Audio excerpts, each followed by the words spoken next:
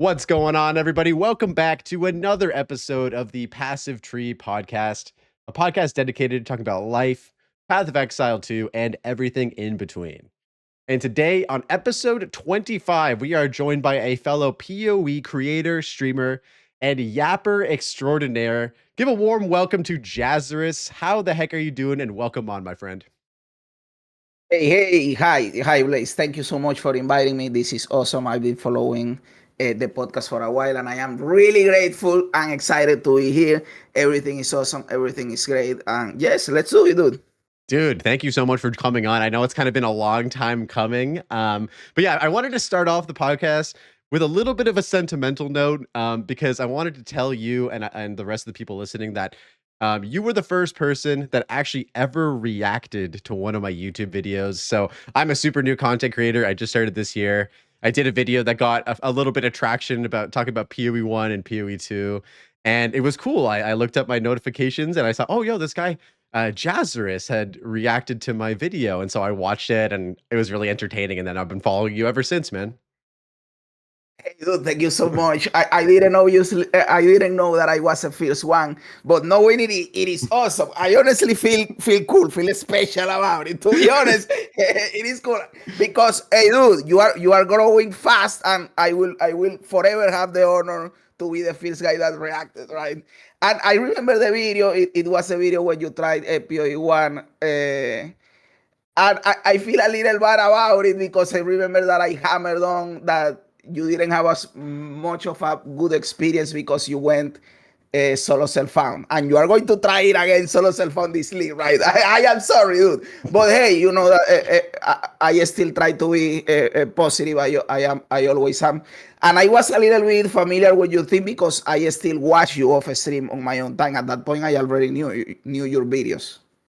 Yeah, no, you had a really good point. I mean, so here's the thing. That video got a lot of feedback from a lot of different people. Darth Microtransaction just reacted to it like a few weeks ago. So there was another 100,000 people that ended up watching it on his channel, which is amazing. And yeah, like I think the solo self-found angle definitely was like good feedback. I am so torn, bro, on playing SSF or playing like trade, like because of the new async trade that's coming in to PoE 1 on Friday. Like I'm going hardcore for sure, but I just don't know what to do now. What are you thinking? Should I log into the trade now? Do you stand by your SSF or don't do SSF take? I think you should go trade because first of all, asynchronous trading is awesome, and a lot of people that have always played hardcore in Path of Exile 1 are excited for hardcore this league because it will be like in PoE 2 that if you die, you get transferred to a standard. So a lot of people that even that play softcore are going to try hardcore just because if they die, it doesn't matter. So I think the economy for hardcore is going to possibly be healthy and we will have a lot of people interacting with it. I would go hardcore trade if I were you. Yeah, no, I think I'm going to. It's tough because I've been playing HCSSF for like 1,000 hours in PoE 2, and I really enjoy like that way to engage with the game. And I do think that regardless of like how it may have impacted my experience the first time playing the game, it teaches you a lot about how to play the game properly and engage with all of these different mechanics. And I'm going back in with like build guides and resources and stuff now, and dude, it's so much better playing PoE 1. Actually having that's like the main thing that I feel like I finally understand now, where people are like, oh, you went in blind, that's cool, but like, everyone says do this way, and I get it now. It's completely different game. Yes, it is. Yes, it is. I understand because honestly, I play Path of Exile 2 that way, that I just buy it. Let's play the game. I pick my class, that I do the wheel. I spin the wheel to decide my league starter. I did it this league for Path of Exile 1 and I got the Juggernaut. I have to league start a Juggernaut. But in Path of Exile 2, let's say that this league I got the Ritualist. I just pick the class, I start playing, and I buy it, and I go with the flow. Whatever happens, happens because the game allows for it. But in Path of Exile 1, I don't have that knowledge. The game is way more complicated. There is a lot of stuff that I don't know. So what did I do? Look up for a league starter for the Juggernaut. Let's play a guy that a dude that already knows about this made. and now you have less cognitive load and you can learn other stuff because your build is figured out and you go and learn one system by one system, right? I think that is the best way to start playing Path of Exile 1. Not trying to learn everything at the same time because it is a lot, but if you go one step by one step, then it is not only more manageable, but it is also fun. Like discovering the game for the first time, learning all the systems is cool, it's fun.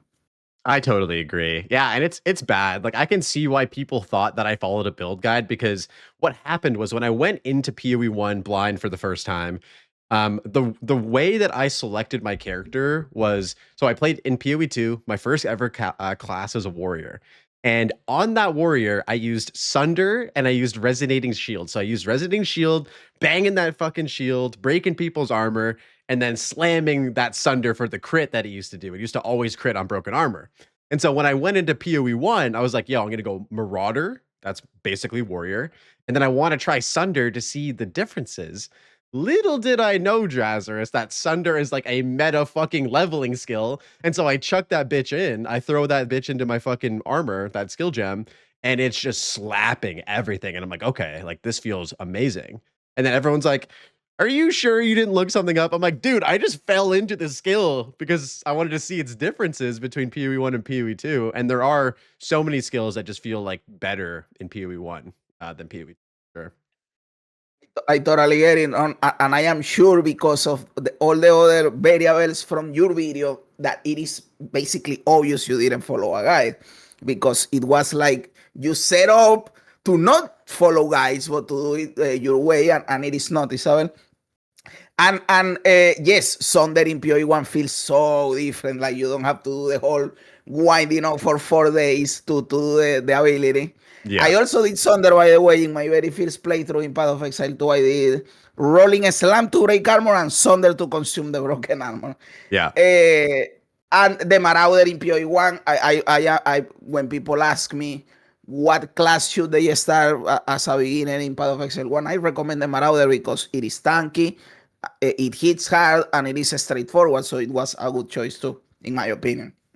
Yeah, no, I think I lucked out pretty hard, and it was like almost uncanny how how good of a choice I just made, which was totally random. Well, not random. It was like based on my PoE 2 choices. But yo, I wanted to ask you, kind of in light of you being the first person that's reacted to my video, and you do a lot of these React videos. So I just wanted to ask you, like, with your mix of your own content and React videos, what do you particularly love about doing that format, watching videos, and kind of doing your commentary on top of it? I will be entirely honest with you. Mm-hmm. I set up for myself a goal of uploading a video a day. Yeah. And the reason why I react a lot is because coming up with an idea for a video every single day is not easy. So I mix it up. Sometimes I have an idea for a video and I do it. And when I don't have an idea, I react to a video. That is what I do, to be honest with you. But at the same time, sometimes there are videos like yours with the PoE 1 that you feel this is a must-watch video because this will allow me to yap about the stuff that I want to talk about, but I don't have enough to make a video. And we yap in little segments throughout the reaction. You know what I'm saying? 100%. Yeah, I feel like if you have the goal of a video a day, doing that and having your own concept for every single video, like not even Talkative Try can do, and he's a machine. He's a content machine. Exactly. Not even the great Talkative Try can do a video a day on his own, his own stuff. That's just, a lot. So no, you do it well too, where it's like, I'm sure your community can tune in and maybe they don't follow some of these people that you're watching and that you're reacting to. And so I think that's the beauty of React content that I really like, is like you're actually exposing people to other people's content, which is cool. Like I'm sure some people who watched you talk about my video maybe came and checked out some of my stuff, and then it kind of creates this beautiful like ripple effect, which is cool. And then they get your like funny takes on top of it, which is sick as well. Yeah. I try obviously to always link up the video and do the tag for the person so that they get the notification and they know that I am doing it, because if they like it, they can comment. If they don't like it, they can comment, but that they know that this is happening. And also sometimes I have to, something that is like a running meme in my community when I react is that I pause a lot and I yap a lot. So a 10-minute video can become a 40-minute video. Sometimes I have to restrict myself from yapping that much. But at the same time, it is cool because they can't accuse me of not being transformative with the content. 100%. Okay, so you said you've been doing this goal of like a video every day, basically, which is quite a serious goal to do. I just wanted to ask you, like, when did you start YouTube and like content creation? And what was like the inspiration for like starting your channel? Was there a specific game that you were playing? And a sort of a secondary question, did you have that goal at the very beginning of your YouTube journey as well, the one video a day goal? Okay, I am originally from Venezuela, but I live in Colombia right now. I decided to create a YouTube channel when I was living in Venezuela. Venezuela is a country that is destroyed. It sucks because of the government. So earning money in there is hard. You work the whole day and you don't earn shit. So honestly, my goal when I decided to have a YouTube channel was to make money. I am completely honest, because I said, well, you do YouTube, you can earn in dollars, which is better than to earn whatever you earn in Venezuela. So I am going to try to do it. And at that point, I don't even remember who I was watching, because I decided to do it like in 2016. It was a long time ago. But I am a chronic procrastinator, and I never actually started the channel, because you always say, I will start tomorrow. I will start tomorrow. Mm-hmm. And a lot of years passed by, and I actually started like in 2023. Like I had the idea of different YouTube channels. Like originally the idea wasn't to do what I am doing right now, because I just wanted to do YouTube, and there were different ideas in there. And then I decided to start with Marvel Snap. When I started, I believe it was 2023, because I watch a lot of Queen that plays Path of Exile. And he said in one stream that if you want to grow fast, you should pick a game that is coming out that doesn't have many people creating content, and do it.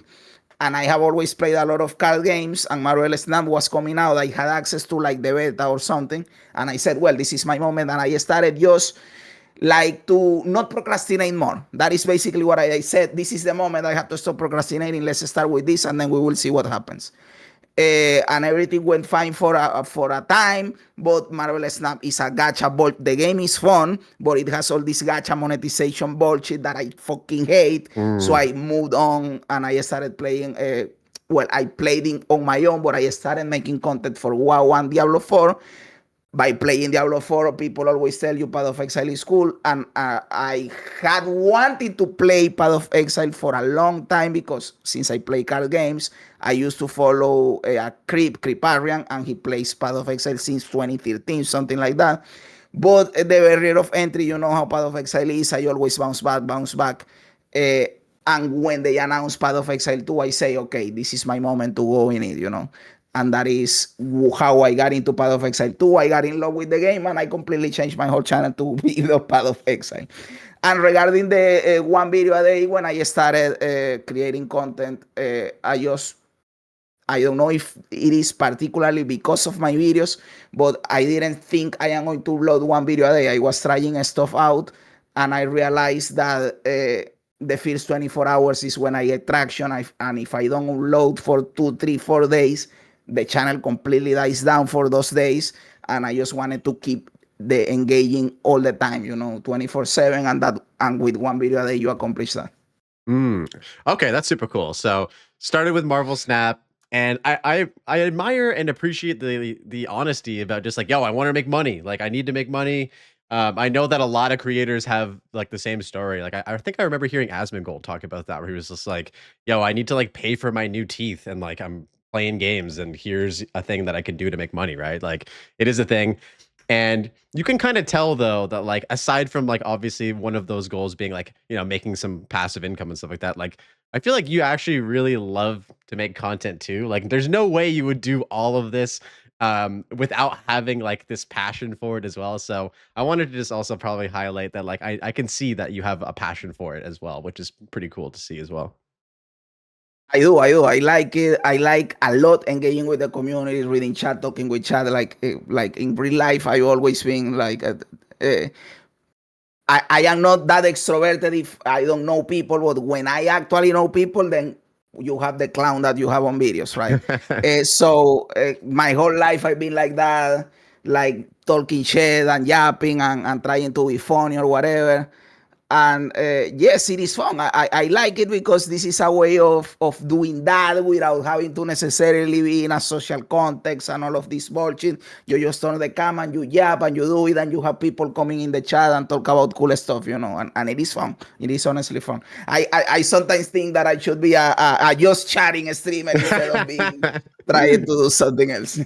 I mean, you kind of are. It's like you're just chatting, but like in the context of like whatever game you're playing as well, which is it's like kind of the best of both worlds, right? Yeah. Yeah. So let's rewind a bit because I haven't actually like talked to too many people. I mean, you're the first person on the podcast that's actually been from like Venezuela or South America just in general. So I wanted to ask you sort of like what were you playing on video game wise as a kid in Venezuela? What was sort of like your first thing, console, PC? Give me the story on that. Okay, when I was a kid, Venezuela was still not fucked up. It was pretty cool, honestly.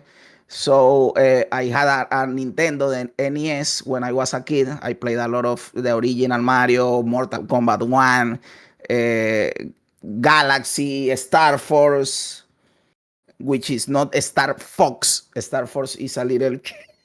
Yes, yes, yeah. uh, I don't remember the name of the little tanks, but you have like a yellow tank, and if you play two players, it was a blue tank, the other one, and you break the things with the you break the bricks with the shot. That one was a really good one. So that was my very first console, and it was fun. It was awesome.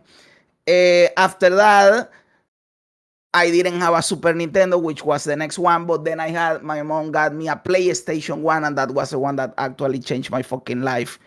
The first game that blew my mind and I said this shit is awesome was Metal Gear Solid 1 for the PlayStation 1. That game was insane. I still think to this day that game changed the world, because I don't know if you remember, but at that point games were not that cinematic. It was more like the gaming experience. And Metal Gear Solid 1 introduced like this whole story, and they put the cinematics and the voice acting, and it is like you are playing an action movie, and it was and it touches deep topics that I was like 10 years old when I played that, and it was insane. I don't know how they let me play that, but hey, they did. It was cool. And after that, after the PlayStation 1, I got my first PC. It was a Pentium 4, I believe so. I played a lot of StarCraft, Age of Empires, and Warcraft 3. And after that, I just stuck with PC forever because PC is just better than consoles.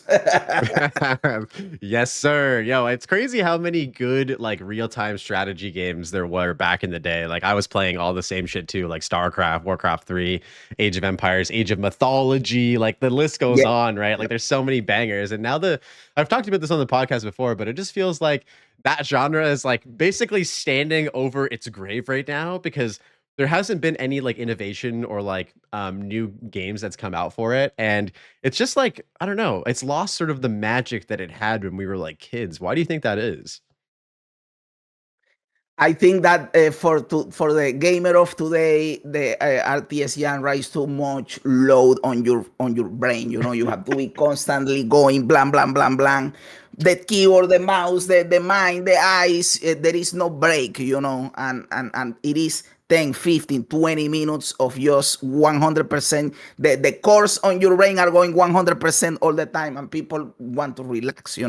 Maybe when we were younger, first of all, we were not that meta gamers. We played more for fun, and if we sucked, who cares? Yes. And also, we were also younger, and we were focusing more on the games. But now you go to work, you have your family, you sneak at 1 a.m. when the kids are sleeping to try to play some games. You don't want to be locked in 100%. You want to wind down and just hold down your your mouse and your character does one skill and blows the whole screen up, without doing anything.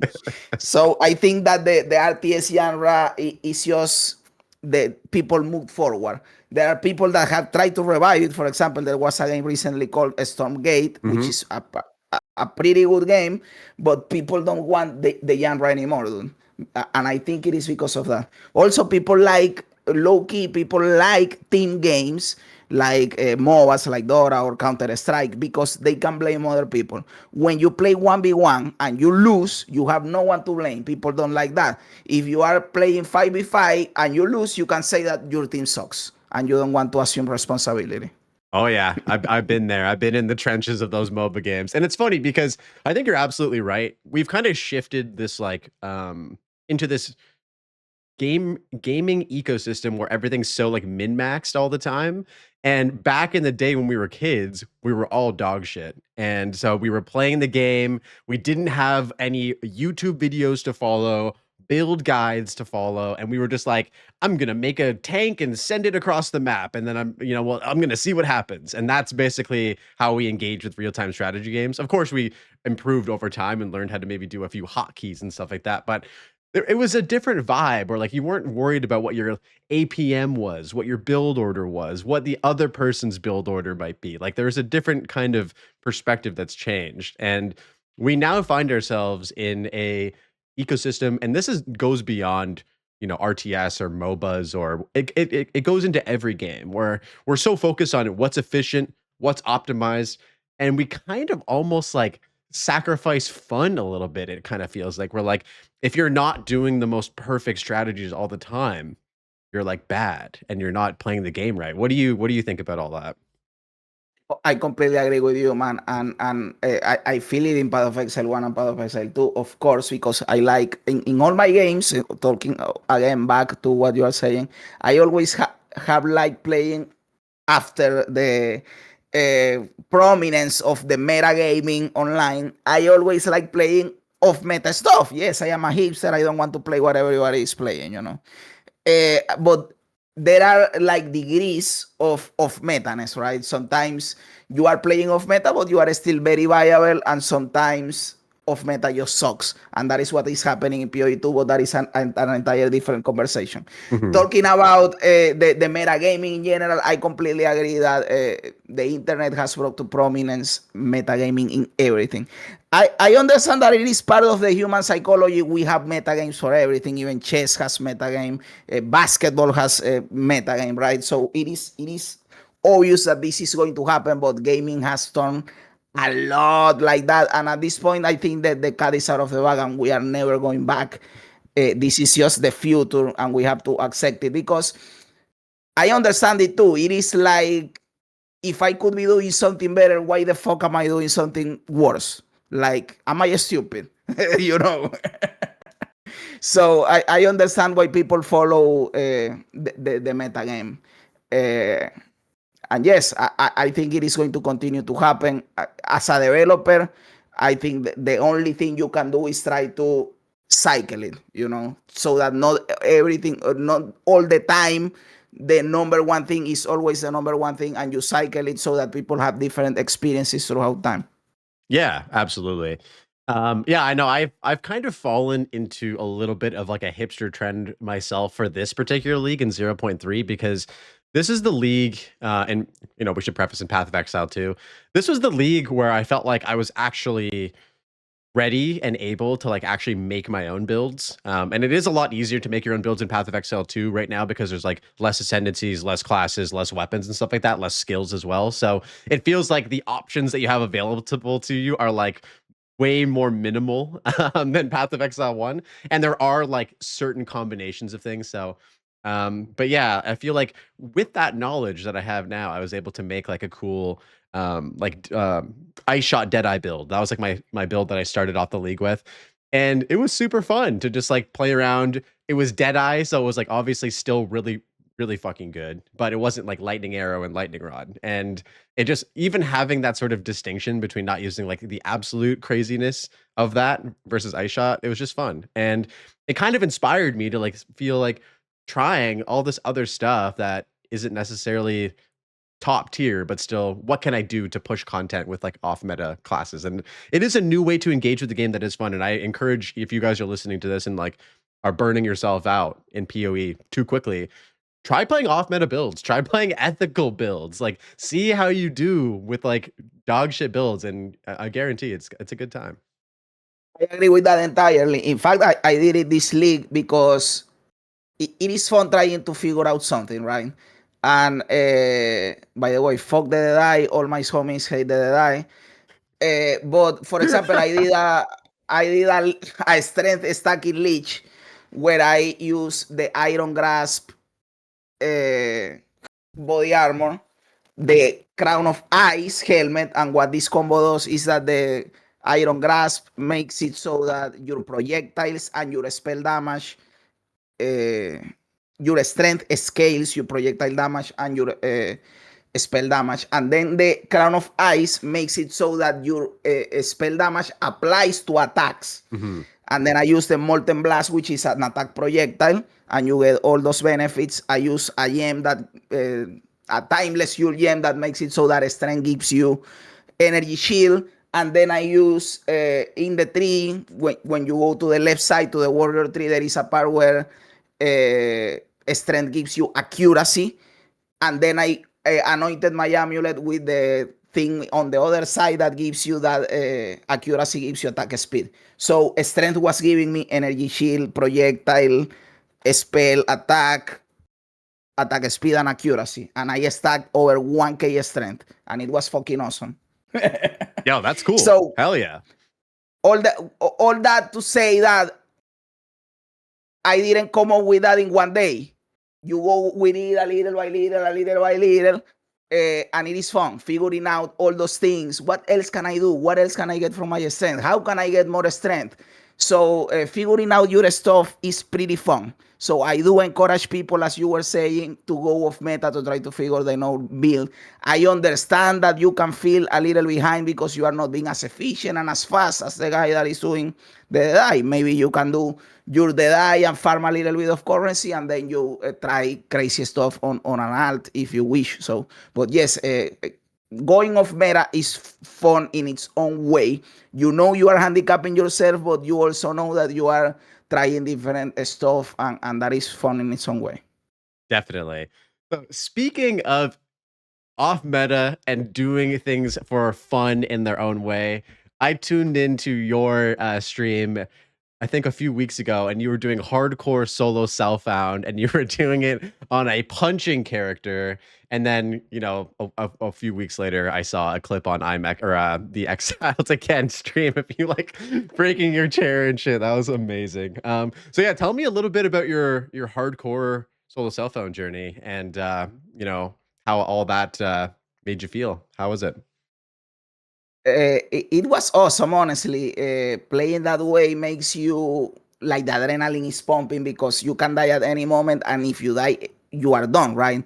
It is not the same feeling that you get in softcore that, okay, you don't want to die and you still get punished if you die, but it is not the same. You can just go again, right?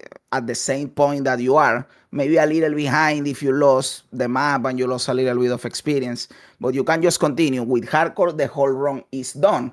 And specifically with the challenges was even worse because I really, really wanted to do the challenge. I will probably try again in the future. Because how awesome would it be to just complete the whole fucking campaign just using the basic punch and no hollow palm, because hollow palm would be cheating because it makes your attack a quarter staff. It can be a quarter staff. It has to be the punch. So it was awesome. Like to, I don't know, like the name implies it, a challenge for myself. I want to prove to myself that I can beat this shit just by punching, that it is not damage, but you're doing the mechanics, dodging the bosses. And yes, I didn't dodge the slam. In fact, I rolled into the fucking slam. Fuck! I am still mad.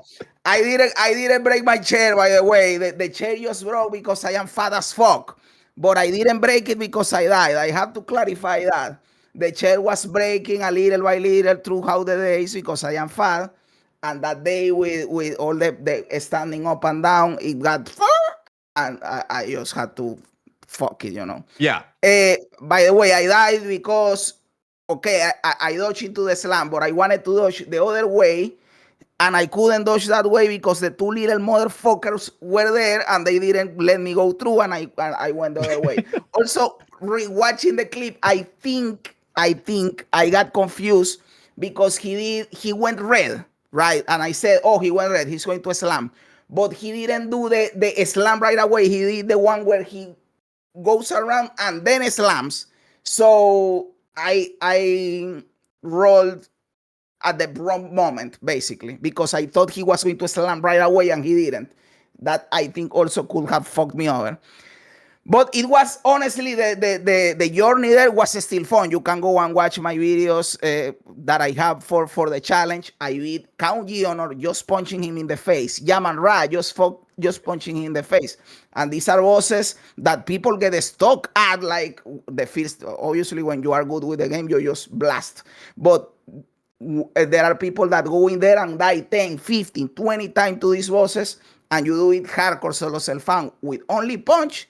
It is a 15-minute fight, but it is awesome. Yeah, and you're like locked in the whole time, and like your potions are dropping down. Did you have to use like checkpoint resets a lot, or like reset boss fights sometimes when you were playing, or did you also have that rule in place where you're like, I'm not gonna cheese the game at all as well? No, I could use the checkpoint, and I did use it a couple of times, but I didn't use it a lot. Okay. Like, Yeah. since I am not normally I don't play a lot of hardcore. I don't have that wire that press escape quickly to go and checkpoint, right? Yeah. I don't have it that hard wire because I don't play hardcore that much. But I did have it in mind in case something crazy happened, and there were a couple of sticky situations that I got surrounded by a lot of mobs. I think I didn't use it on bosses. I use it more when mapping. If I get surrounded and I am out of stuff and I think I am going to die, just reset this bad boy. That's fair. Yeah, and of course, guys, we'll be leaving links to Jazzarus's channels in the description. So if you want to go check out his hardcore solo self-found punching run, definitely check it out. The ending was pretty funny.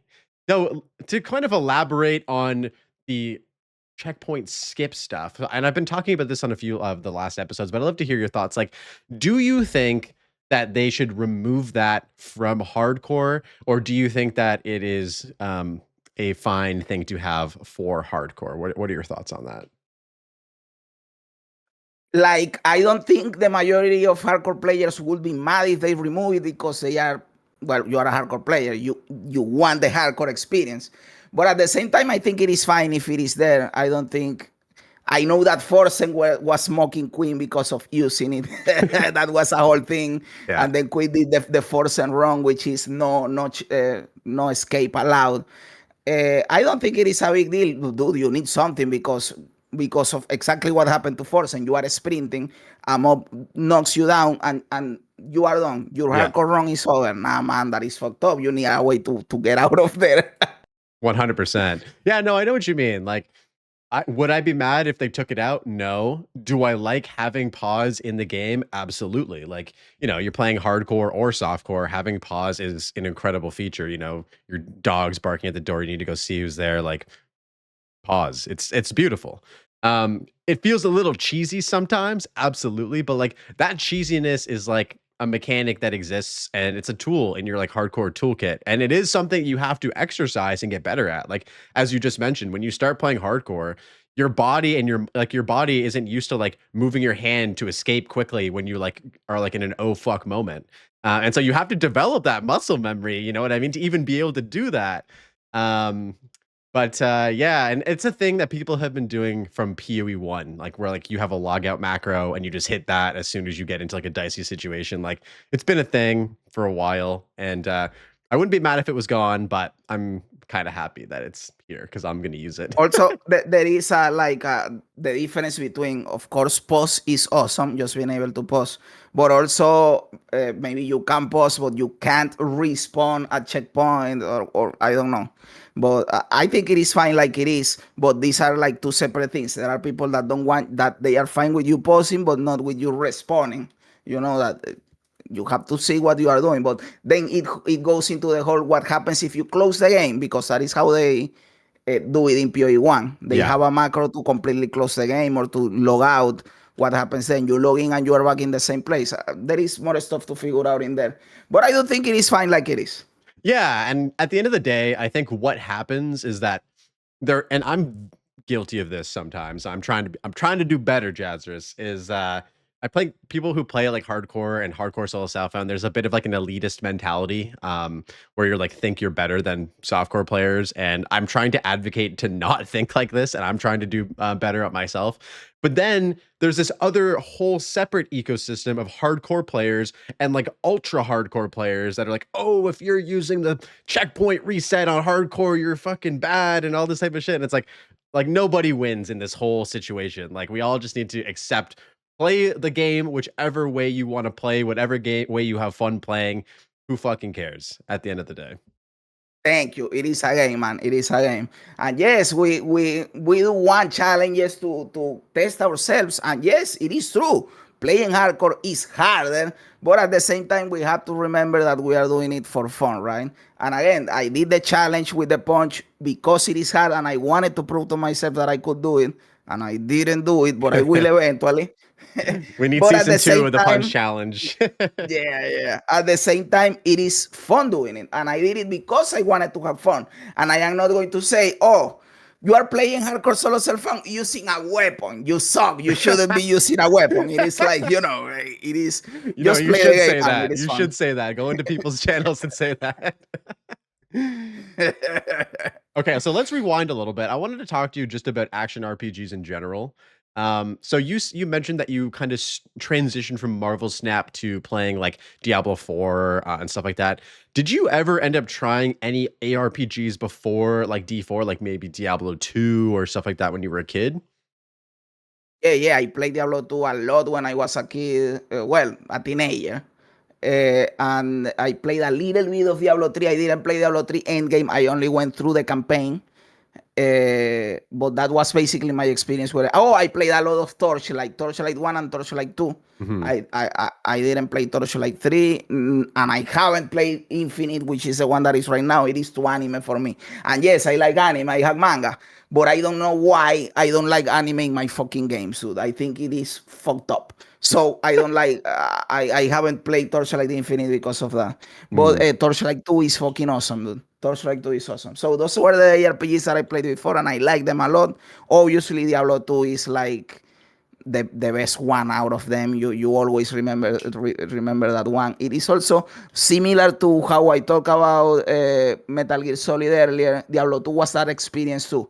Cinematic experience. You are following the story during the campaign. It is dark as fuck. And when you are a kid, you are like, what the fuck? This is awesome. I am going to kill the devil, motherfucker. For It is sure. awesome, dude. Yeah, absolutely. No, I got a comment on one of my videos the other day that was like, who fucking cares about stories in ARPGs? And it made me think about it, and I was like, the story of Diablo was like one of the most impactful like story games that I played when I was like a young kid, like, following the Wanderer and like, Marius fucking up and like pulling the soul stone out of Bale's fucking head and shit.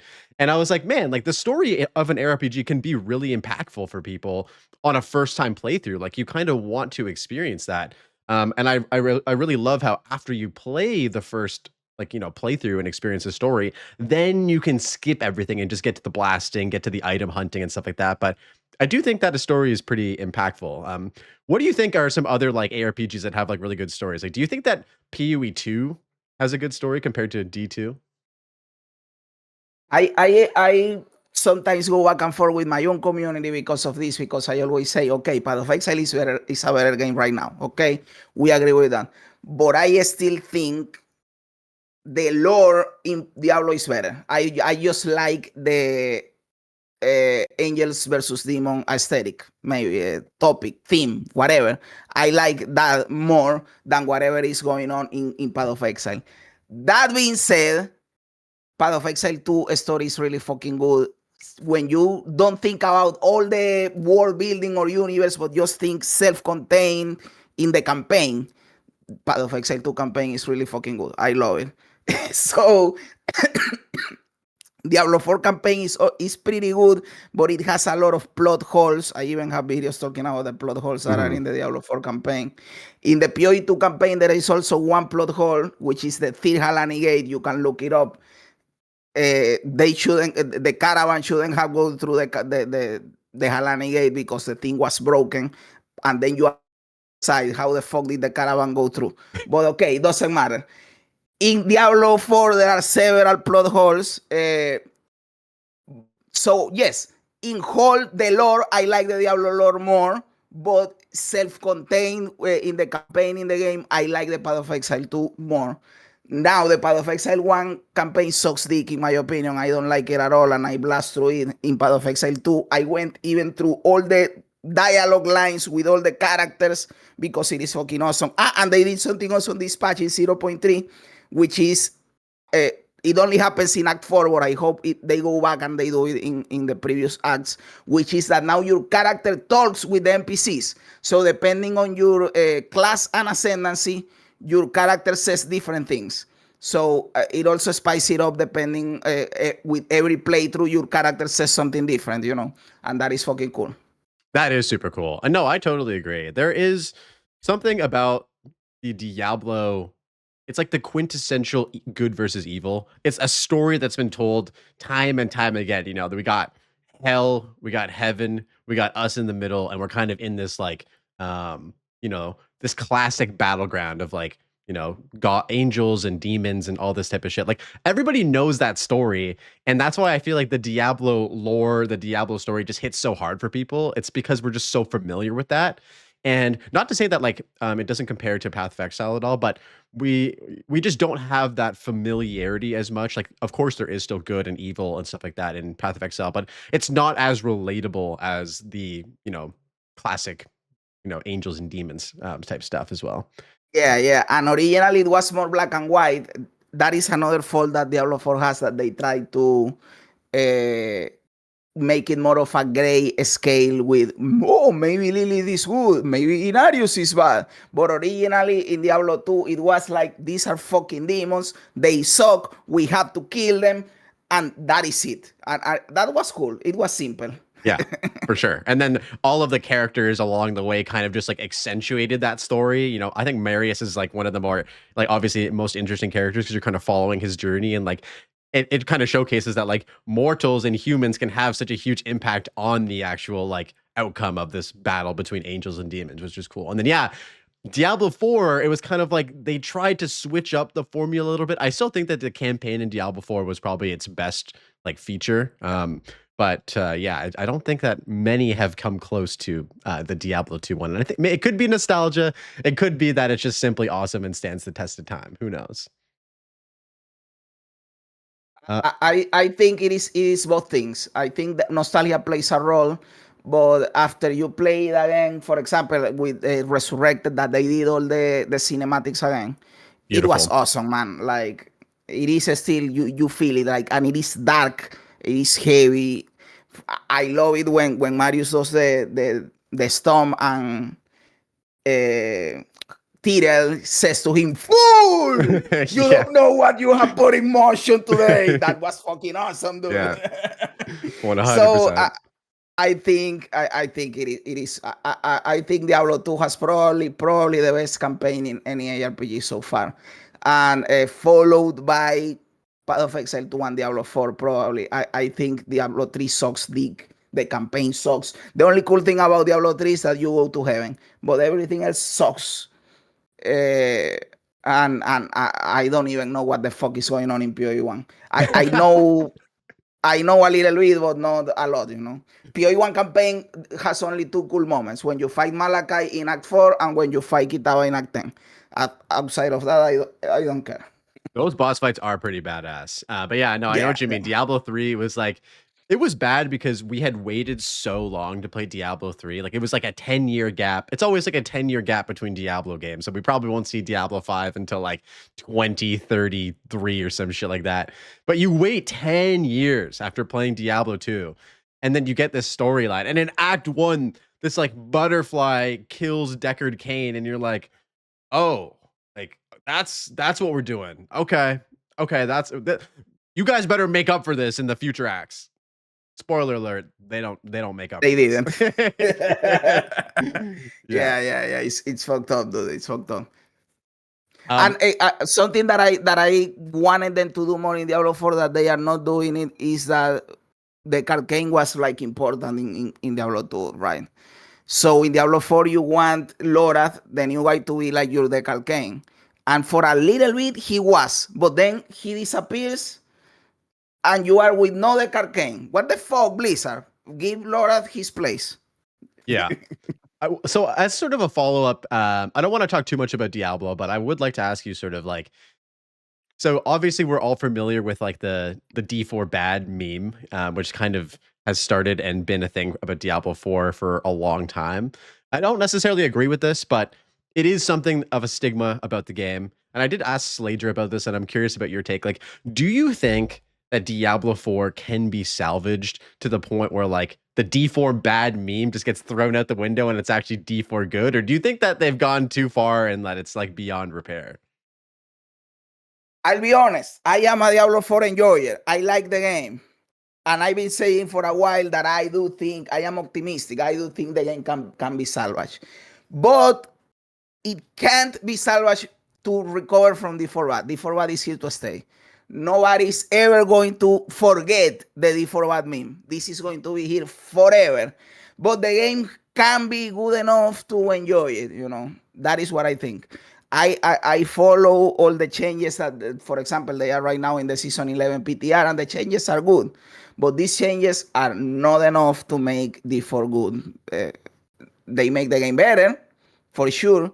But if you already didn't like Diablo 4 or you think that Diablo 4 sucks, those changes are not going to change your mind, you know, which is a pain in the ass because I like the game and I want it to be good. And honestly, when you are with GGG and Path of Exile and you see that every 2 months between PoE 1 and PoE 2, they come up with a banger league, new content, the cadence of content, and the amount of content that you think, brother, Blizzard has no excuse, brother. What the fuck is going on, dude? Why can't they make Diablo 4 better? Like, I do think I know what they need to do. Like, end game content and improving the skill tree would be awesome. But yeah, I don't know what they are doing over there, man. They are trying. I can see they are trying, but I don't think it is enough. They can make it good enough. I don't think people are ever going to forget the forward. Yeah. Okay, that's fair. No, I like that take where it's like that meme is here to stay, but you can always improve. And, you know, people may not be like D4 good, but people will say D4 better. If D4 is better. Exactly. Yeah. Oh, that's cool. Yeah, no, I feel like from what I've heard, and like obviously I don't know the inner workings of Blizzard and stuff like that, but from what I've heard, like the project, like the D4 project, was kind of like handed down to a lot of different developers as like Blizzard encountered a lot of shifts in their employment. So they did have that big like you know, misconduct thing. We don't have to get into that, but that had a big changeover and effect on a lot of the people that work there. And so I feel like with D4 specifically, there was a lot of like, here I have to finish, you know, stuff that people have been worked on, and then those people quit, and then new people have to finish that, and you know the cycle continues. Where it feels like with GGG, it's like there is this very like tight knit group of people that are working on PoE 1 and then on PoE 2 as well now, and it's like those people have been working for the company for like a very, very long time. Like look at Mark Roberts, right? Where he's been with the company for like whatever, since the beginning almost, not quite a founder like Jonathan Rogers or Chris Wilson, but that's kind of the vibe that I get from GGG is like these people are, when you get a job there, it's like you're here to stay, and like they love their job, they love the project they work on, and it really shows with like the quality of game that they make in Path of Exile and Path of Exile 2 as well. Yeah. And there is also a thing that we speculate about it. We are not sure, but it is what we think, which is the whole like bureaucracy. Like people say that for the end, when he went for the GE office, he says that they are all in the same floor. And if somebody has something to say to Mark or Jonathan, they just open the door. Hey, dude, I have an idea for this, blah, blah, blah. And they can just go back and forth. Okay, do it. And in Blizzard, it probably has to go through 4 layers of approval. I have an idea for this. Let's do a meeting to discuss the idea. And then you propose it to the other guy, and the other guy says it to the other guy, and he hands it down, and then it is 3 months to Yeah, put, I don't and then know, he's I on know. vacation with his wife for a month, and yeah, and just yeah, for sure. We all know how it goes, 100%. I think that plays a role too. But I also probably it also has to do with philosophy, right? A point where no, we have to make Diablo not as complex or casual or whatever. So and I don't agree that casualness is the same as brain dead. Casual just means that you have less time to play the game because you have other stuff to do, but you can still enjoy complexity while being a casual. And I think that is a philosophy problem that Diablo 4 has, that assumes that since they have to cater to casuals because we are the casual ARPG, we have to dumb down the game. And I don't agree with that. I think, in fact, that is one of the weakest points of the game, that it is too dumbed down. No, that's a great point. I love kind of the relationship that you kind of broke down, where it's like just because a game is sort of centered around players that don't have a lot of time to enjoy it, that doesn't mean that there can't be this like deep understanding of knowledge and depth of mechanics that keep these players playing for a long time and actually even attract more like hardcore players as well. And I think that like that is sort of the line that like GGG is treading pretty carefully with PoE2, where it's like it feels much more approachable. It's probably has a lot to do with the fact that like it's still like, you know, we're on the ground floor with PoE2 right now, where it hasn't had years and years of content to develop. But the changes that they've made, you know, the tutorials in game, you know, all that kind of stuff, the skill gem rework, it makes the game just like more approachable for these casual players. They have to like spend less time researching shit while still, you know, going to have that like deep understanding of systems and mechanics down the road as well. Yeah, I think honestly, Path of Exile 2 does a pretty good job at that Path of Exile 2 didn't do, by the way. Path of Exile 1. You can just play the game and have fun and enjoy it in PoE 2. Yes, you probably are not going to be as strong or blast as fast as if you knew all the systems or whatever, but it is, you can still figure it out at your own pace. And the figuring out is fun. That is something that Diablo 4 forgets. That no, if we make a system that people have to figure out, they will waste time doing that instead of killing monsters. And that is why we have to do it simple. But they are forgetting that ARPG players like figuring out their build. They like, oh, what skill am I going to put in here? What am I going to do? They like customizing their character. That is part of the fun, and they remove that completely in Diablo 4, while Path of Exile 2 gives it to you. In Path of Exile 1, it is even cool that you can customize your endgame experience with the Atlas tree. I hope they improve that in Path of Exile 2.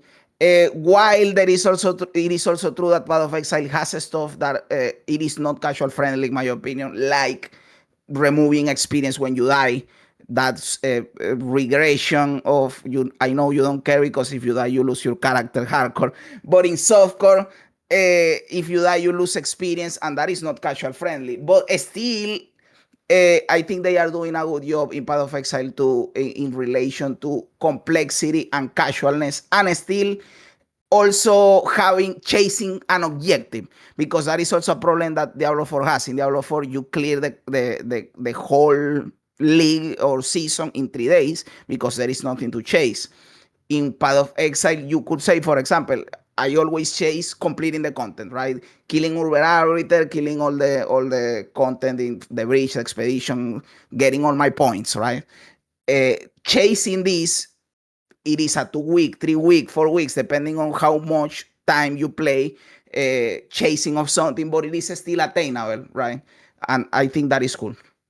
Yeah, absolutely, 100%. Yeah, there's a few things that I wanted to touch on. I think that this whole conversation kind of on a grander scale, I think is influencing this new like shift in game design where we're kind of like seeing the fall of like the giga corporations, like the Blizzards, the Ubisofts, the EAs, and all this shit in favor of these smaller teams, sometimes like indie developers who are just like popping the fuck off right now. Like, you get games like Megabonk coming out, Balatro. There's like some RV game that's popping off right now that's like kind of a similar vibe to what's it called? Schedule One. Like, and all of these games are like exceeding the player numbers that like these crazy AAA games are having in most cases.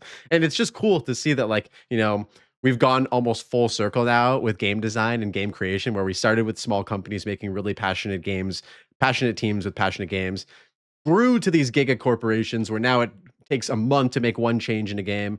And because of that, these tiny developers with just a really good vision can make like absolute bangers that are just taking the world by storm, which is cool to see as well. Yeah, I think sometimes big companies forget that the games are about the game, and I know that that statement can be stupid, but check it out. The number one thing in a game is gameplay. Gameplay is king, and everything else has to serve gameplay. That is why these indie developers are doing fun games, because they don't have the budget to make the craziest graphics, the craziest cinematics, have crazy writers. So they just have to make a fun game, man. Just make a fun game and do whatever you can to serve that purpose, and everything will be fine. And then you have Megabong, and then you have Volpid, and you have Vampire Survivors and stuff like that.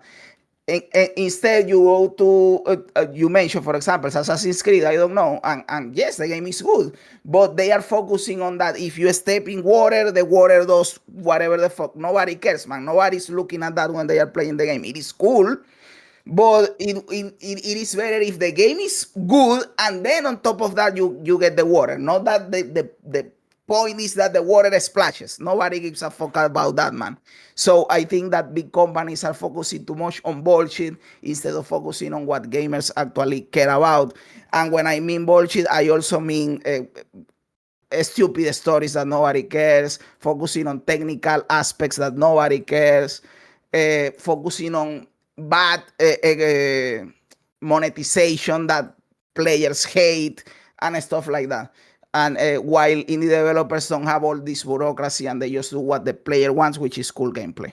For sure. And I think a lot of people are easily swayed, or dare I use the word, get baited by like really cool looking trailers. Like, you see the water reflections, like you just said, you step in the water and like it looks fucking incredible. And you see these crazy graphics in Unreal Engine 5. And you're like, okay, visually this game looks cool, but like show me gameplay. Show me what I'm actually going to be doing in the game. And it kind of, going full circle brings us back to like games like StarCraft and like Warcraft 3 and stuff like that, where like yes, the graphics were kind of like at the pinnacle for that time frame, but that was like the limitation they had, so they had to make the game as fun and as balanced as possible. And graphics were just sort of a byproduct at the time, where now it seems like right now a lot of companies, bigger companies, are like there's an expectation to have a game look like 2025 modern, and then gameplay afterwards. It would be crazy to see like Blizzard or EA or Activision make a game that didn't look like a triple A game, but the gameplay felt like a triple A game. You know what I mean? Like how would that even feel? Like, could they even do that? I don't know, but it would be interesting. I do think Diablo 4 kind of does it, because Diablo 4 feels good to play. The problem with Diablo 4 is that it is in a genre where you are expected to keep playing. Like if Diablo 4 was the campaign and that's it, people wouldn't be as mad to it, because the game feels good to play. The campaign is kind of cool. The problem with D4 is that after you do the campaign, you don't have anything to do, and then they do the campaign skip. But I do think the game looks good, and the game feels good to play. It has good gameplay. The problem is that there is no end game, and that is another thing with a lot of games, that even if the basic gameplay loop is fun to its most basic block, there is still a limit of how many times I can repeat doing this same thing until it gets boring. And that is also something that a lot of AAA games forget about. And then they have you do the same thing over and over again for 40 hours, and that is a game, man, that is boring. Yeah, and like Diablo 2 is a perfect case study for that, where it's like there is no end game in Diablo 2. It's just kill Baal a million times, kill Mephisto a million times, kill Diablo a million times. But the itemization was is so good in that game, that that there's, despite there not being a lot to do, it's still super fun to play and hunt down these items and build your character. And yeah, it feels like, I think they're really trying to, work towards that. They obviously have done that in Path of Exile 1. They're working towards doing that in Path of Exile 2. But with Diablo, I feel like that was a little bit lost where, Diablo 3 was like, unless you're using full set and full unique items, don't even, the rest of the items don't even matter. That's a whole other thing, itemization. But yeah, let's move into talking a bit more about Path of Exile and Path of Exile 2. So we got some pretty exciting stuff happening on Friday. So we have the Keepers of the Flame Path of Exile 1 patch coming out. Give me sort of your perspective on it. Are you going to be logging in? What are you going to be playing? All that fun stuff. Yes, I will be. I will be live right at the launch. I took a day off work to be able to be there. I am really excited. It is going to be awesome. This is my second official league for Path of Exile 1. I started with Path of Exile 2. I played 326. It was awesome. I loved it. I killed all 7 over bosses in my very first league. And now I am here and ready to go again. Really, really excited. Again, as I said earlier, I decided my starter spinning the wheel, and the wheel gave me the Juggernaut, so I will league start the Juggernaut. And I was researching what builds can I league start for the Juggernaut, and I got the Earth Shatter. I am going to do one Earth Shatter Juggernaut as my league starter. And yes, I am really excited, dude. Nice, dude. We're gonna be both playing Earth Shatter. I'm gonna do it on a Berserker in hardcore, but dude, I've been doing some practice runs with it, and oh man, it feels good when you get everything going. Yeah, that's super cool. So you started with Path of Exile 2, which I actually didn't realize. So we both have had like pretty similar experiences where like Path of Exile 2 like really hooked us, I guess in December of this year, or December of last year, sorry. And then we both tried Path of Exile 1 afterwards as sort of like, yo, I want to go see what the first game's about. So tell me a little bit about like, what do you think like both games do really well? And maybe what do you think both games kind of like struggle with? I know we kind of talked a little bit about this before, but just to kind of highlight your experiences as well, between going from both games. I think it is like an X in the sense that the Mm. campaign in Path of Exile 2 is really good and it sucks in PoE 1. And the end game is pretty good in PoE 1 and it sucks in Path of Exile 2. So Yeah. I don't think the campaign is going to improve in PoE 1 at this point, but the end game in Path of Exile 2 can certainly improve, and I think they will improve it. 0. 0.4 is supposedly focused on endgame, but I do want them to, honestly, the Atlas 3 in Path of Exile 2, I would want them to make it more like the Atlas 3 in PoE 1, Mhm. where you can hyper customize your endgame experience through the Atlas 3. The Scarabs, which are like the precursor tablets, customize it a little bit more, but they are complementary. They are not the system. Like in PoE2, precursor tablets are the system, and the Atlas 3 is complementary. I think that is backwards. I prefer it if the Atlas 3 is the main system, and then the precursor tablets are complementary. I think that Path of Exile 1 does that very, very well, where you can completely customize your endgame experience. It is a thing that I love the most about PoE 1, and the amount of stuff that you can do is fucking awesome. Stuff that the game can do, both games can do better, is explaining more stuff to the player, especially if you are a new player. You don't know what the fuck is going on over half the time, and you have to open up a YouTube video to explain to you what bridge is or whatever. But outside from that, like gameplay wise, we are always making videos of you improve this and do this, because yes, we are, again, when you are trying to make one video a day, you have to come up, hey, I have to come up with something to talk about. Okay, I am going to complain about this shit. But overall, when you actually think about it as a game, these games are fucking awesome. There is not much to complain about. We are hyper analyzing stuff for content. But I do think the games are fucking awesome. 100%. And it's not necessarily like just for content. I think it's also just like because we love the game and we want the game to be better. And that's like the beauty of early access as well, is like The whole point of early access is to get all of us, the guinea pigs, the hamsters on the wheel, and see what we like about the wheel and what we don't like about the wheel, and then provide that to GGG, who is listening and making changes based on like what us, the hamsters on the wheel, actually want. And we can even see that from like 0.1 to 0.3, how far the game has come. Like 0.3, obviously I don't even need to get into how many W's we got in this patch with crafting and all this type of stuff, but the game is obviously being improved significantly, and I'm just so optimistic, dude, about what they're going to do in 0.4, like, because they know, like, as you said perfectly in your analogy, like, we are at this X where it's like campaign starts off amazing and then end game is like pretty lackluster, and like Path of Exile 1 kind of mirrors that. And it's going to be crazy when like the end game gets fleshed out in Path of Exile 2. And I think that's when we'll probably see the rework of the Atlas tree, because we can't really populate a tree that much because there's not enough content to really like, customize. But one thing I wanted to ask you was like, what are your thoughts right now on the current Infinite Atlas system? Do you think that that's going to be the one that they end up going with? Or do you think that it needs some sort of rework, or scrap it, implement something closer to PoE1? What are your thoughts? This is something that I discuss a lot with my community, because people tend to like more the system like in PoE1, where you don't have the infinite expanding atlas. You just open the map that you want, that you like, and you go there. I'll be honest, I like more the Infinite Atlas in the sense that I know where I am going. I know that functionally it is the same. You are opening a portal and you go to the place. But there is like a psychological, subconscious aspect of just knowing where I am going, that I am traversing the world, that makes it matter more to me. In Path of Exile 1, I feel disconnected. Oh, I am opening a portal to whoever cares, and I go and I kill a bunch of monsters. I come back. Nobody gives a fuck. In PoE2, I feel like, oh, I am traversing the world and I am exploring. I know where I am going. Although functionally it is the same, it feels cool. I don't think they are going to scrap completely, entirely the Infinite Atlas thing, and I hope they don't. The problem is that a lot of people are focusing too much on the Infinite Atlas, and I don't think that is a problem. You can still have all the cool things you have in PoE1 and still keep the Infinite Atlas, because that is not the problem. The problem is that people want to select the layout.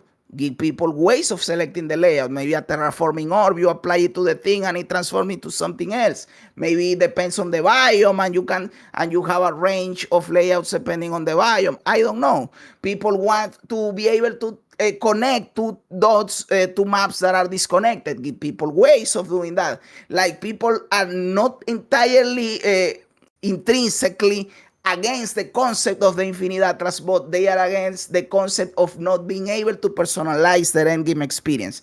Give them the tools, and then having this Atlas is not as bad, There is one problem though with the Infinite Atlas, and it is the loading times. Once you are playing a lot, you have like a big fucking Atlas and everything is fucked up, and traversing all the thing is dude. That is a huge issue. I mean, I'm almost level 98 on my character, and so I've done quite a few like maps basically to get to that point. And it's like you're trying to find shit to go. You're trying to find a map that you saw earlier, and then you closed out your atlas by accident because you didn't have a map in there, and then it brings you back to where you originally were, and you're like, where was I going? What was I doing? And yeah, so I think that you're absolutely right. I think that the actual concept of the Infinite Atlas is cool. Having more player agency is mandatory, just because players from PoE1 are used to being able to just be like, "Yo, I like dunes. I'm just gonna play dunes for 1,000 hours if I want to, because that's my favorite layout." And I do think that like being able to do that in PoE2 kind of not like trivializes the whole Infinite Atlas system, because I think a whole part of that is supposed to be like you're exploring, you're like moving through zones, you're like, oh, there's a corrupted area over here, let's go there. I gotta, it's in a desert biome, so there's going to be more rust bowl and whatever epitaph and stuff like that. But I feel like it's a tough balancing act, because yes, agency is great. Like, I want to be able to skip Mire. If I see Mire on there, I want to either be able to re-roll that bitch or just completely skip it. And you can't do that. So give us that at the bare minimum. And then, yeah, I think functionality wise, I wouldn't be surprised if they've already made this and they're just waiting to drop this, but like a search function for the Atlas. How do I search a specific boss? How do I search a specific map? How do I search X, Y, and Z? Make it function the exact same way as the passive tree as well, where you can just type something into the search bar and it just brings you right there. Would be two things that I think need to happen in 0.4. The search function is a must have. They need to implement it at some point, and I think they know they have to implement it at some point, even if it is not ready for 0.4. They know that the game needs it eventually if you are going to keep the infinite atlas thing. I think that a compromise regarding because you bring an important point, which is, if I can do whatever the fuck I want with my maps, then why have an infinite atlas in the first place? The point of the infinite atlas is exploration, as you said. I think that a good compromise is that you can still give the player agency, but there are things that you can only find by exploring, and they have that, like the unique maps, the citadels, the anomalies, and you, outside of those, you can customize and do whatever you want, but you explore to find these things, and there you have like the compromise between the two things, and it is cool in my opinion. Also, regarding the layouts, you know that meme where they say, give me an opinion that has you like this, and it is a dude with 10,000 swords looking at them, because it is an opinion that gets people mad at you. Where my opinion that gets people mad at me is that complaining about people are mad at me every time I say this. But complaining about layouts is pussy bitch behavior. Who the fuck cares about layouts? Just play the game and kill the monsters, man. What do you want? An empty square room with nothing in there, and the monsters come at you and you kill them. That is not no layout bullshit, pussy. That being said, I also hate Meyer.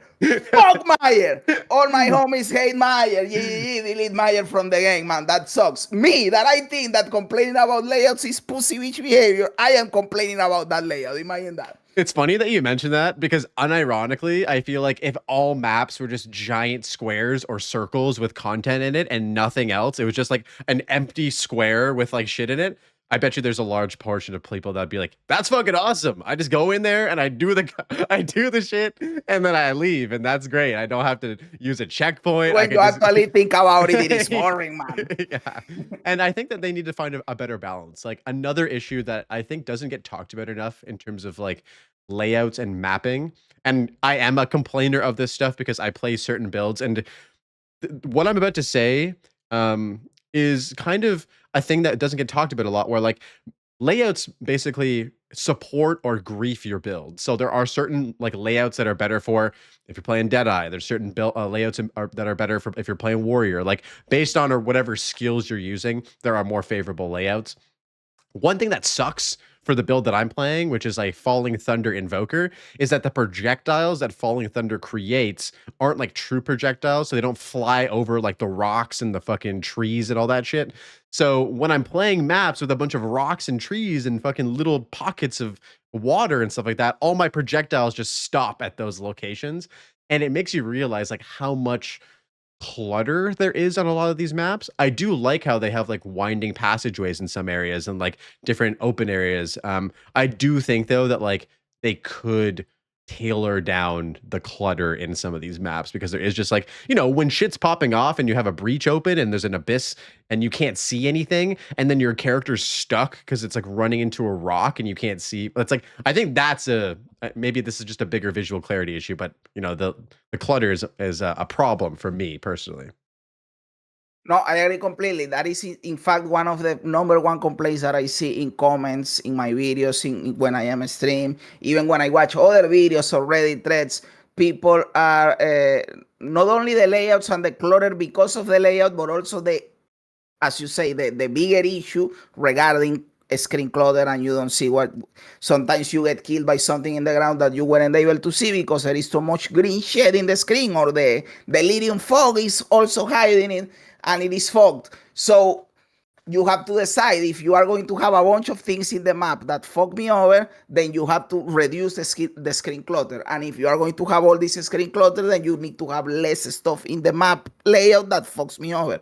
But when you compound the two things, I am screwed, right? Yes, dude. But regarding the Thunder, the Falling Thunder, I played a Falling Thunder build in 0.2.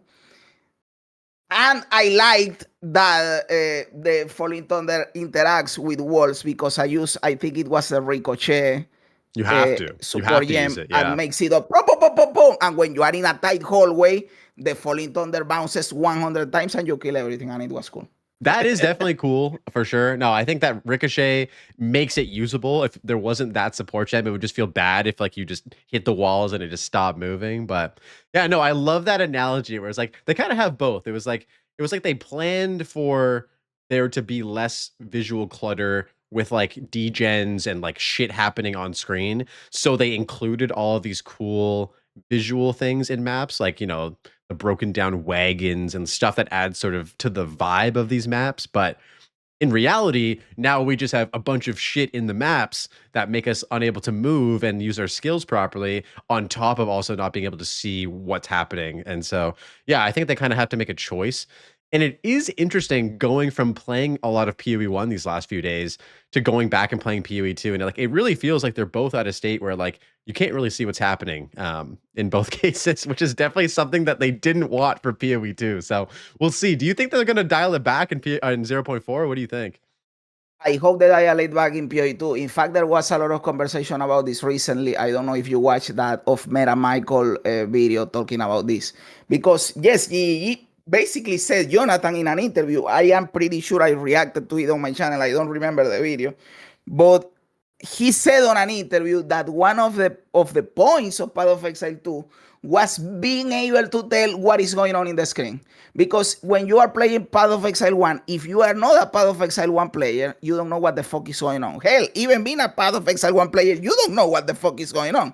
Because there is so much stuff happening, so many explosion things. You are going at the speed of light. You don't know what is happening. The point of Path of Exile 2 was, even if the game is fast, you can still know what is going on.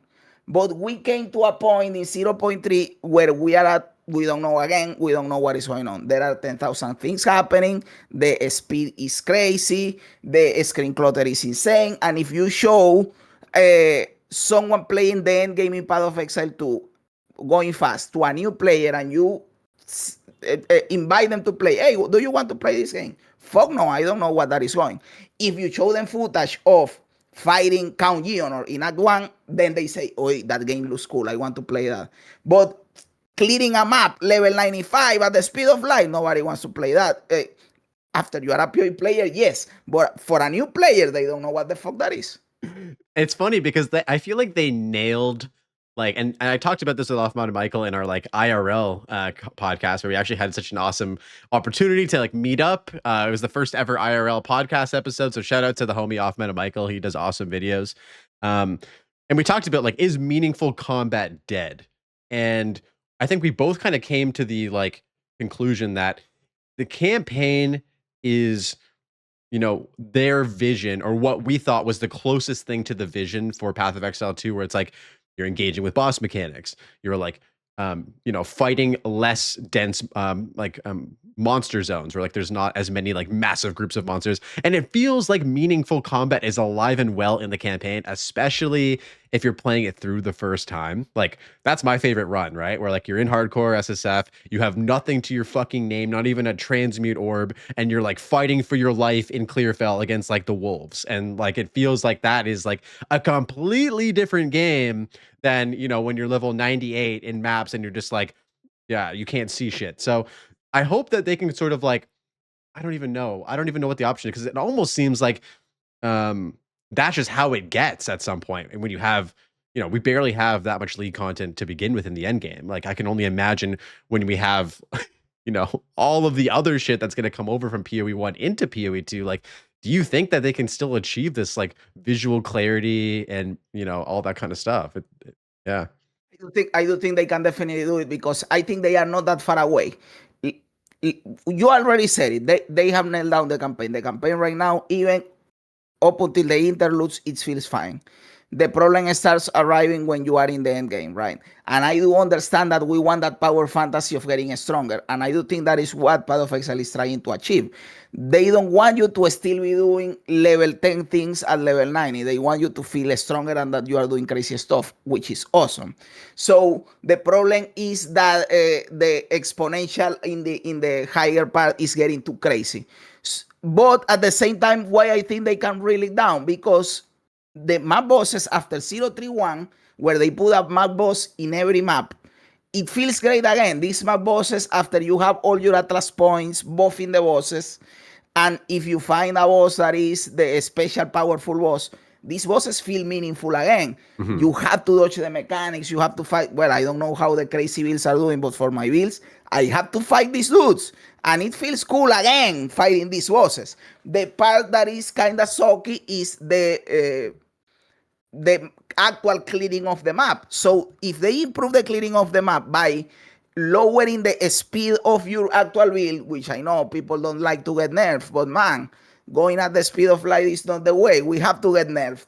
And also by reducing the screen clutter, that this is not a philosophy thing. It is just just fix the graphics of the thing, right? So that we can see what is going on and maybe put less stuff on a screen at the same time. I think that can improve your mapping experience, and since bosses are already good, you are still strong, you are still faster than in the campaign, but you can see what is going on. Bosses are cool. And then pinnacle encounters like Sesh or Allrod or the Ritual King, they are too weak right now, in my opinion. You buff them, so they are a little bit harder, like the map bosses. And I think right there you have, if you are not fixing endgame entirely, but talking about specifically this philosophy of how the game should feel in comparison to the feeling in the campaign, I think it will be a very good compromise, and you still feel that progression without completely destroying the essence of the combat. Yeah, no, I think that makes sense. I absolutely do. And I love that you kind of touched upon like the difficulty of the game, especially the end game as well. Like they gave us so much power in 0.3 with like crafting, and I feel like the base power level for every character with all of these like crazy items is just like way higher than like I've never had a character as strong as I've had in 0.3. And like and I've played HCSSF since like 0.1, where like we were struggling, man. We were down enormous back then, and now we're like absolutely crazy. And it just feels like right now they gave us a lot of power, but they didn't also increase the difficulty at the very late stages of progression. Which is something, sorry for interrupting, but so that I don't forget, which is something that you can do. Okay, you don't want to nerf the player, you can buff the game, but then you go down the route of you are changing the game entirely, because now the game is harder and the player is faster, the game is harder, player is faster, and then you have a completely different game. Mm-hmm. So to not do that, I think it is easier to just nerf the player. Mm-hmm. True. Yeah, we'll kind of see what they actually end up doing. And I've talked about this quite a bit with different people, where like the game felt way harder. And I think it has a lot to do with obviously like our skill level. Like we both have been playing the game since December. We were both like dog shit at it. We had no idea how to, build a character or engage with the game.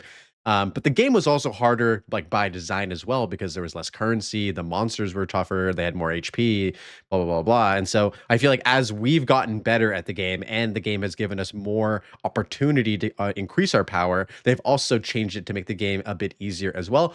Nothing wrong with that. I just feel like, yeah, like there's got to be sort of a tailoring out where at the end, the late end game is where the biggest issue for me is, where nothing feels hard anymore. And it's just like brain off. And I do love just the feeling of, again, in the campaign where you do have to lock in and like focus and like engage. It's something that like not a lot of ARPGs actually have. So yeah, it's a special thing, and I hope that they figure it out, and I'm sure they will in the future for sure. I think the easiest way of doing that is having great pinnacle encounters. For example, because people still like the brain of moments. So Path of Exile 1 is cool because of that, because when you are mapping, if you are not doing tier 17s, which are difficult and suck dick, but if you are doing tier 16s, normally you are brain off. You are killing monsters, you don't give a fuck, but then you attempt an overboss and you have to brain on, Mm-hmm. I think they could do that for Path of Exile 2 in the sense that you are clearing the map, you are brain off, you get to the map boss, brain on. Or Yes. if you are going to fight Uber Arbiter or other Uber bosses that they want like tier 3 difficulty, brain on, right? That would be cool.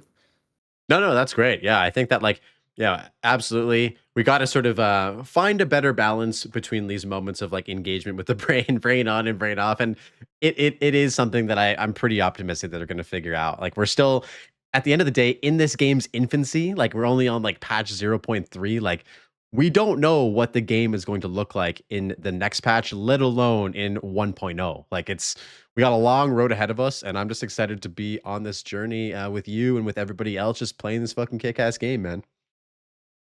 Yes, man. I honestly, I say it all the time. I fell in love with the game the very first day that I played it, December 6th.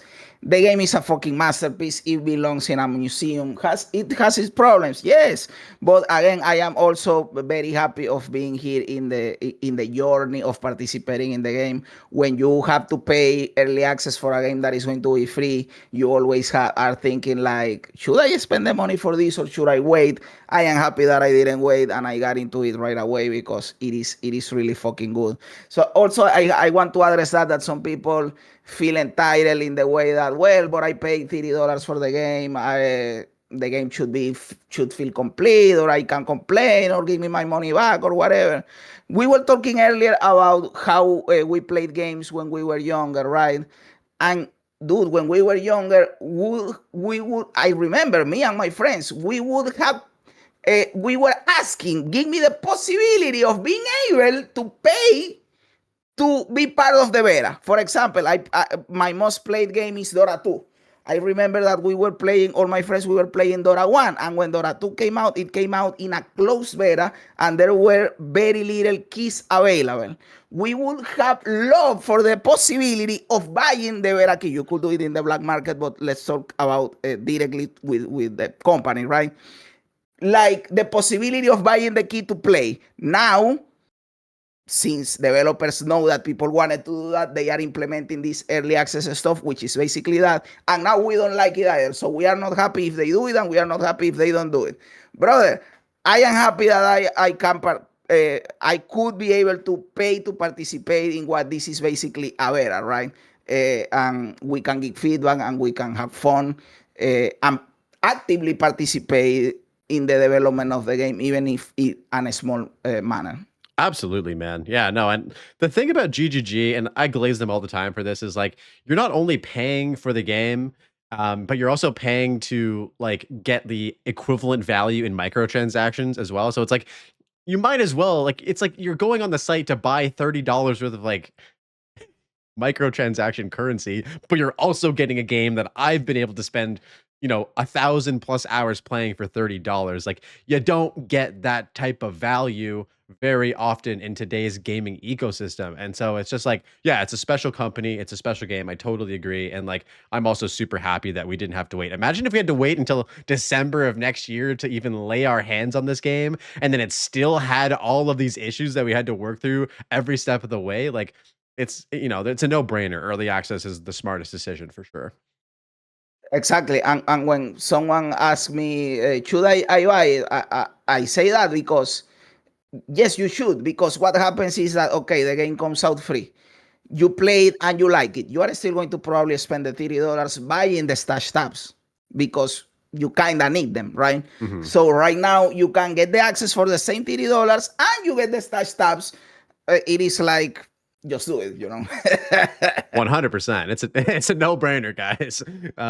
Yeah, so I wanted to check in with you. We're at like an hour and a half. How are you doing and how are you feeling? I am awesome, man. I am great. Thank you for asking. How are you doing? I'm doing great, dude. Yeah, I know that you said you were recovering from a little bit of sickness, so I don't want to take up too much of your time today. But yeah, I have like some more questions. We'll probably go for like another like I don't know 20, 30 minutes maybe if you're cool with that. I am cool. Let's go. Awesome. Well, dude, yeah, thank you so much for coming on, and it's been a great chat so far. So I appreciate you, man. Thank you, man. Thank you. By the way, I know some people want me to talk about the thing. So I will talk about the thing and I will ask you what is your opinion? Sure. Do you think at City fuck the beast or she didn't fuck the beast?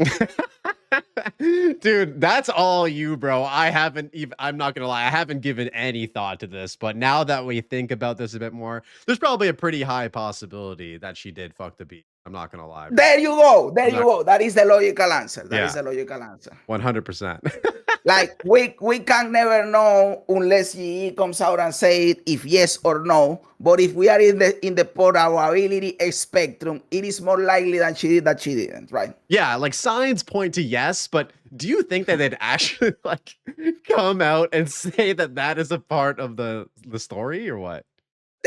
I don't think they will come out and say it, but I do think, dude, it was my honest to God first interpretation because I thought that, oh, they are saying commune with the beast because they don't want to say she's having sex with the beast. It is a game, right?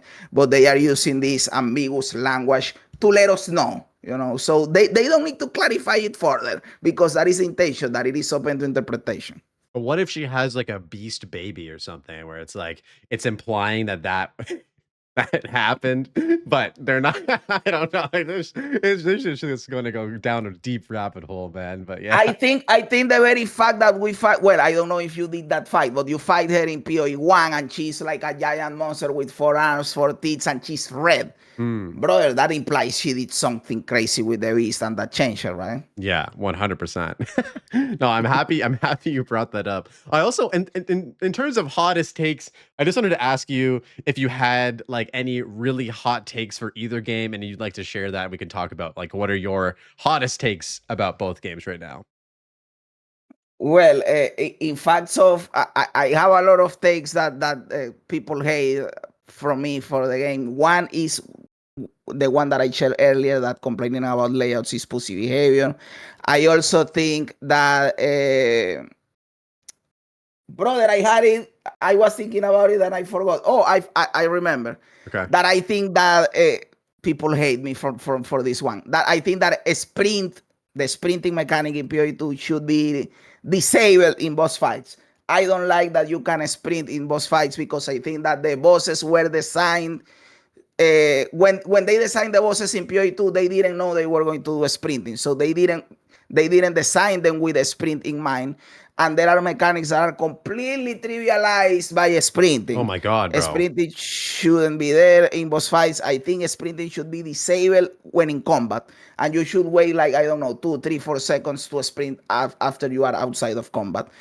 That is one hot take that I I have. don't even think that's a hot take, bro. I'm happy you mentioned that because like you're absolutely right. Like especially going through in hardcore, like there are certain fights in the game where you need to like move or get out of the way, like Ruja in Act 2 when she tapes the grenade onto her like stick and starts swinging at you. Like that was a That is clench. That was a clench moment, dude. You're like, holy fuck! Like I gotta get away. I slap a shield on and put shield charge on, and you just like shield charge away. So that was a way to sort of mitigate that. But now it's like you just sprint, and that whole phase is a joke. And same with like Doriani in Act 3. He goes up, the blue circle comes out, and he's gonna slam you. Like before, you had to like wait till the right moment, shield charge out, and then you're good. If not, you get one shot. Now you can just sprint, and it doesn't even matter. And so, yeah, it kind of feels like, yeah, a lot of these bosses, and I'm sure there's plenty more mechanics that we could talk about, but I don't think that's a hot take, dude. I think that it would be cool if they disabled it. But here's the thing: you can't give people the ability to trivialize mechanics of sprint and then take it away from them. There's going to be people that are like, oh, what the fuck? So yeah, we'll see. But that is the cool thing about being in early access, that you can always give the early access excuse and say, well, we are not taking it away because the game is not released. If you do it after the game is released, then it does feel like they are taking it away. But yes, I do feel like that, and I felt like that since the very moment that I fought that boss that you are saying, when I was able to just sprint and she's swinging and you are not even close, I said, no, bro, they have to fix this shit because then what is the point of these bosses? For sure. Yeah. And that specific boss, like everyone has been clapped by that boss once where when she's running at you and your hardcore runs over and you're just fucking back to the beach. And yeah, I like those moments in bosses where like you can die if you're not like, actively using the right skills or like dodging at the right moment and stuff like that. And so, keeping those intact, I think moving forward is great. And who knows if they don't change this, I really hope that they make mechanics in boss fights in Act 5 and 6 that do account for the fact that we can move faster with sprint as well. Which would make sense because I think that like difficulty progression wise throughout the campaign, it would actually get harder as we move into like Act 5 and 6. Like, you know how it is in the game right now. Like Act 1 is easy. You know, the game starts actually getting harder by like Act 3. And there are actually like challenging boss mechanics in Act 4 as well. And so I think that would align with like sort of the progression scaling of the campaign too.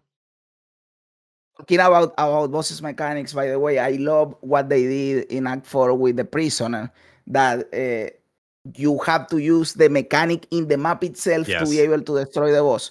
That is fucking awesome because it doesn't matter if your build is the most broken build ever. If you are brain dead and you don't realize that you have to click the ballista, you are not going to kill the boss. I hope they do more stuff like that. 100%. Me too. And I also really liked Yama's like specter phase where he teleports you into the middle of the map and then the specters run out and you have to kind of decide which one to go into. Like I died the very first time this league to that mechanic and I wasn't even mad. I was just like, that was fucking crazy that they just threw that into a boss fight in like Act 4. Like, you know, God knows what they're going to do in Act 5 and 6. So again, it was really cool to see these mechanics, and it just made me super optimistic for like how the campaign and future pinnacles and endgame bosses are going to feel too. You know. Yeah. I also died once to that mechanic, but I was playing softcore, so it was not a big deal. And after you die once, you figure out how it is, and then you don't die anymore. But that was a cool one, and I do agree. I think the coolest thing about Path of Exile 2 in general are boss fights, to be honest. So I do hope they put more of an emphasis on that in the end game. For future bosses, you know, like pinnacle content, Uber bosses, whatever, because that is honestly what I love the most about the game and what made me fall in love with the game when I started. Brother, when I fought the Bloated Miller, very first boss, when I created my character, I created a warrior, and you go and you fight the Bloated Miller for the first time and you say, this is fucking awesome, man. Yeah, 100%. Yeah, there's, as we mentioned, there's definitely improvements. Like I think that I like how the game isn't like a hand-holdy game. It kind of like teaches you things and then it's kind of like figure it out. I like that. I think that that's sort of lost in today's gaming ecosystem where a lot of games are like, you know, we'll basically play the game for you for the first hour just so you know how to play, and then we'll hold your hand the rest of the way. But I do think that there needs to be a tutorial for crafting, like 100%. I think people struggle with crafting. And it would just be nice if a lot of the resources that people like needed to know were like in the game. You know, talking about modifier weights and like all this type of shit. Like, you know, right from the get-go, you get usually a crafting currency from Bloated Miller, like a transmute or something. Like, make people use it. Like, make people mod their weapon. Make people use a regal orb.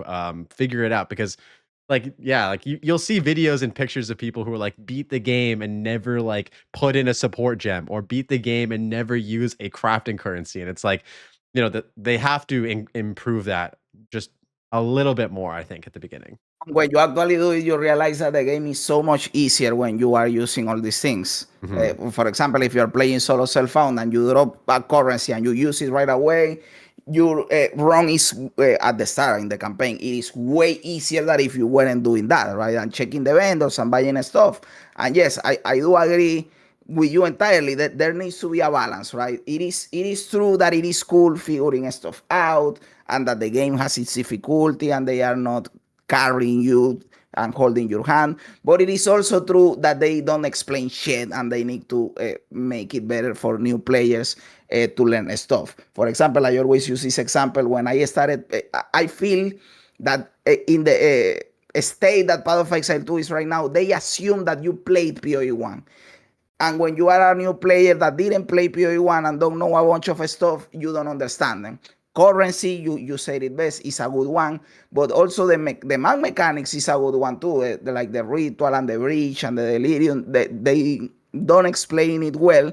You could say, well, they are introducing it during the campaign. And yes, you have the mechanic during the campaign, but you just have it. They don't explain how it works, Mhm. right? And you still have to go to a third party website to understand it. Like, okay, what can I from the ritual? What is the favor that the ritual gives me. How many rerolls do I have? What does happen when I reroll? Not like those are extra stuff that I understand the basic ritual. You click, okay, you kill the monsters and you click on the thing. That is understandable from doing it in the campaign, but there are more stuff to ritual that they don't explain. The ritual king, the omens, the stuff. So I do need there needs to be more explanation in game of these things. 100%. And I think that like for me personally, I really, really love the way that they've included league mechanics in the campaign of Path of Exile 2 versus Path of Exile 1, where kind of like the NPCs in Path of Exile 1 are just like there in the zone waiting for you when you get there. And that's how you discovered the league mechanic.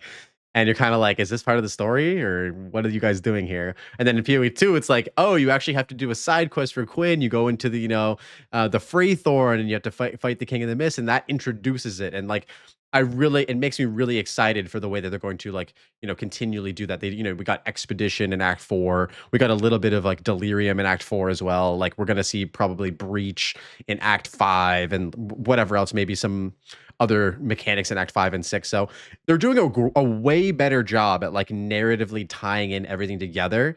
But what basically off meta Michael said, and I think I agree with this, is like when we get to maps, there should be like a little, I don't know, tutorial area or like a suggested route that you take that actually teaches you all of this shit, because it is pretty like jarring to go through what's a pretty linear experience where like you have an objective, you're going through the campaign, you're fighting bosses, you're completing these quests.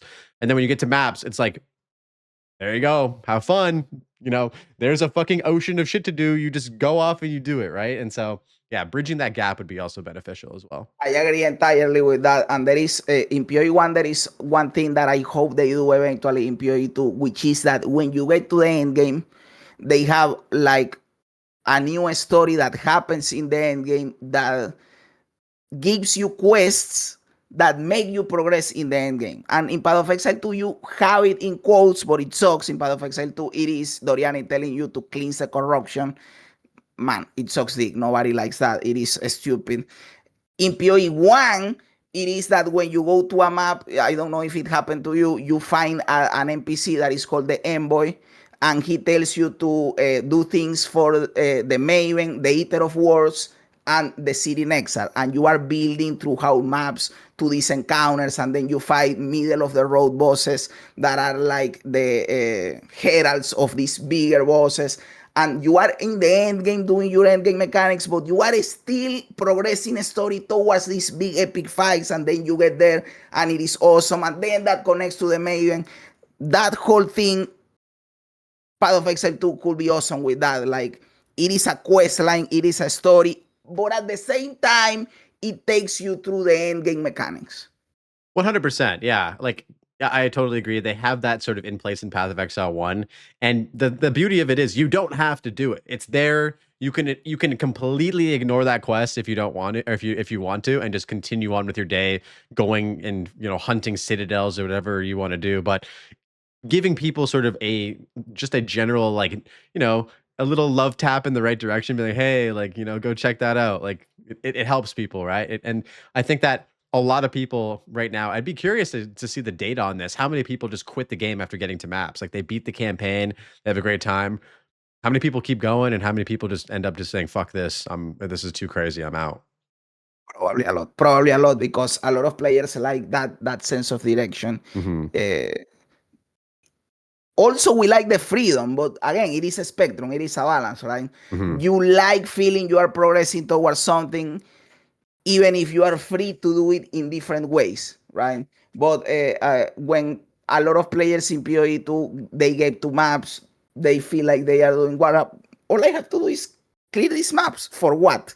This sucks. And then they quit, I have to think that the drop is insane. Also because the campaign is fucking awesome, so it is hard to compete with that. But I also think it is because the way you engage at the start of getting into maps in PoE 2 sucks. I don't think the cleansing of the corruption is cool in any way, shape, or form. And you kind of feel like you need to do it to get the Atlas points. In PoE 1, as you said, you can ignore the quest line for the Eater of Worlds and the City in Exile, and you can still get your Atlas points by just completing the map layouts. But in PoE2, if you ignore the quest, then you don't get the Atlas points. So you feel like you have to do it. Yeah, And it sucks. 100%. Okay, so let's see. I have a few more questions. We talked about a lot of stuff today, Jazzarus. It's been an awesome conversation. We've kind of just dove deep.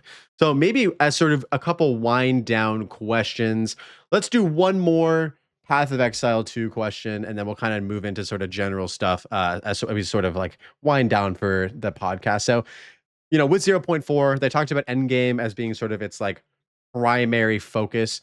I know we talked sort of about like Atlas functionality and stuff like that. Generally speaking, what is like the main thing you want to see fixed? Like if there's like one thing that you're like, I cannot live without GGG addressing this and fixing this in the game, what is it? What do you think? Could be multiple I things think too. I think I like the number one thing, and I think it is obvious that this is how I feel because I have brought it up during the conversation, is exactly that. The Atlas 3, the way you earn your points, the progression in the end game, how you do your end game mechanics, focus personalizing and customizing your experience in the end game with the Atlas 3. To me, that is the number one important thing. They have to improve what the Atlas 3 gives you, the Atlas 3 itself. They have to improve the way you get the points, like the cleansing of the sun sucks. And if you fix the Atlas 3, then you have to improve how the tablets interact with the map, because now you are putting more emphasis in the Atlas 3, right? That is the thing that I want to see improve the most. And I think they will do it because that is the point of 0.4, right? Because what I want to see is you give me, in my ideal world, you give me a cool way of earning the points. It is fun. Maybe it is a quest line too, as we will talk. Now with the points, I put in the Atlas 3, and in the Atlas 3, I get, if I have to be more specific. For example, if you want to guarantee a breach in a map, you have to put a breach precursor tablet, right? Put that in the Atlas 3. If you want to see a Rogue Exile in the map, you have to put a precursor tablet, put that in the Atlas 3. And you customize more the experience with Atlas 3. Now you have multiple Rogue Exiles, or the Rogue Exiles, well, they do have this. They can drop more of this, or they can drop more of that. And your breaches have a higher chance of X or Y. Put all of that in the Atlas 3, And then with the precursor tablets, you do little more different types of customizations, like Scarabs do in PoE1. That will be my number one thing that I want to see happen in 0.4 to make people engage more with the endgame system. I love it. Yeah, I know we kind of touched upon that just generally speaking in our conversation, but it's nice to kind of get your like full opinion about that. And I totally agree. It would be crazy, dude, if you like unlocked Atlas points for the tree the same way you did in PoE1, where you have to have like map completion of different zones, which would like encourage you to explore different areas, do the unfavorable maps sometimes to get those points. It would incentivize you to have to like spread out more throughout the Atlas as well. So I think that with what you said, they would have to have a way bigger tree with more points, right? You can't just have like whatever it is, the 40 points or something like that. You'd have to have more.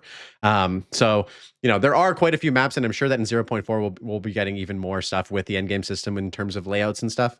So I really hope that you're right, dude, and they completely rework the Atlas tree and then like change the way we progress as well, because dude, that'd be sick. One thing I will add though that needs to happen is like performance. I know people beat performance over the head, but like man, it feels weird, especially going from playing PoE1 to PoE2. Like doing content in the end game just feels so much better in PoE1 because everything's just smooth. Like everything just feels smooth. And so I really hope that can get sorted out as well, because dude, it's just rough running at 10 Yeah. FPS in maps. I Yeah. have heard like people with insane PCs that shouldn't lag at all, and they are still lagging. And yes, it is a problem, big problem. Yeah. If you want, you can still get performance if you do something that is called blighted maps, but it is a niche environment. It doesn't happen all the time. It is true that PoE1 is way smoother. Mhm. And yes, obviously we want to see performance brought up. And yes, you could say there are a lot of stuff that we want to see improve, but they are like a given. They have to improve, like performance, balance, stuff like that, where they know they have to work on that, right? For sure. The and they know they have to work on the end game, but the exact way of how they work on it is the thing that can change, you know. Definitely. All right, so just moving into a couple closing questions. This is a tough one, dude. It can get a little long-winded, but I encourage you to rant about this if you want to. So I just wanted to ask you, like, in your perspective, what do video games mean to you, and how have they impacted your life in either a negative or positive way, or both?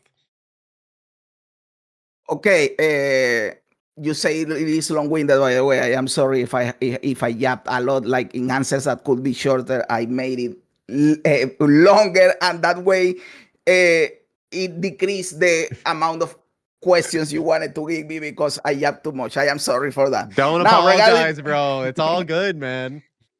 regarding the question itself, dude, video games have been a big part of my life, and as you say, both positive and negative. Positive, cool moments with friends, alone, even with my mom.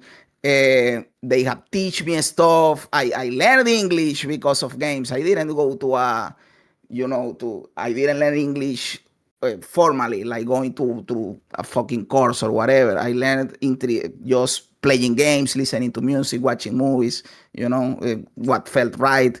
So a lot of cool things in the depressing moments of my life, darkest moments. I don't want to think about problems. You get hooked to a game, and 1 month goes by and you feel better too. Like those are cool things that games give you. But in the flip side, you also the procrastination, the wasting time, the avoiding responsibilities that can also happen, and that has definitely happened. But now that I am like with a gaming channel, it is like you are taking advantage of all that amount of knowledge, gaming knowledge that otherwise would be completely useless. We are putting it to work here in the channel, and then it is not entirely useless, and it is fucking cool, you know. I love that. Yeah, I hear you though. It's like a balancing thing. We didn't actually get to talk about that, so maybe like as a follow up, I would love to hear sort of like how do you balance like you've talked about like having to go to work and then you do the YouTube channel and stuff like that. Like maybe talk to us a little bit about like your balance strategy. Do you have it locked in? Are you still improving it? Like what's that look like for you? I need to improve it more because my balance is that there is no no balance. Well, there is a balance between the two because I feel like I have two jobs basically. I have my day job and my YouTube job, right? But outside of that, then I have no life. I wake up every day and I do my normal job, and then after I go out, I stream, and after I finish the stream, I edit my videos and make my thumbnails, and I go to bed, and then the next day I wake up, I go to work, I stream, I edit, I go to bed, and I have no life. I am going all in on this thing because the goal, the objective is, well, one day I will be able to go full YouTube, and then I will be able to have a more normal work-life balance. But right now it is just the grind. We are grinding, we are going, we are doing it. So the balance is between the two jobs. I just do my normal work. I finish, I go and I do my YouTube. And it is not easy, man. It is hard because you are neglecting other areas of your life because of that. But hey, nothing good comes easy. So if someone out there is thinking about creating content and they still need to maintain a full-time job, know that it is doable, but it is a pain in the ass. You have to grind your ass off. I think that is the hardest part about content creation. The start when you have to balance these things out.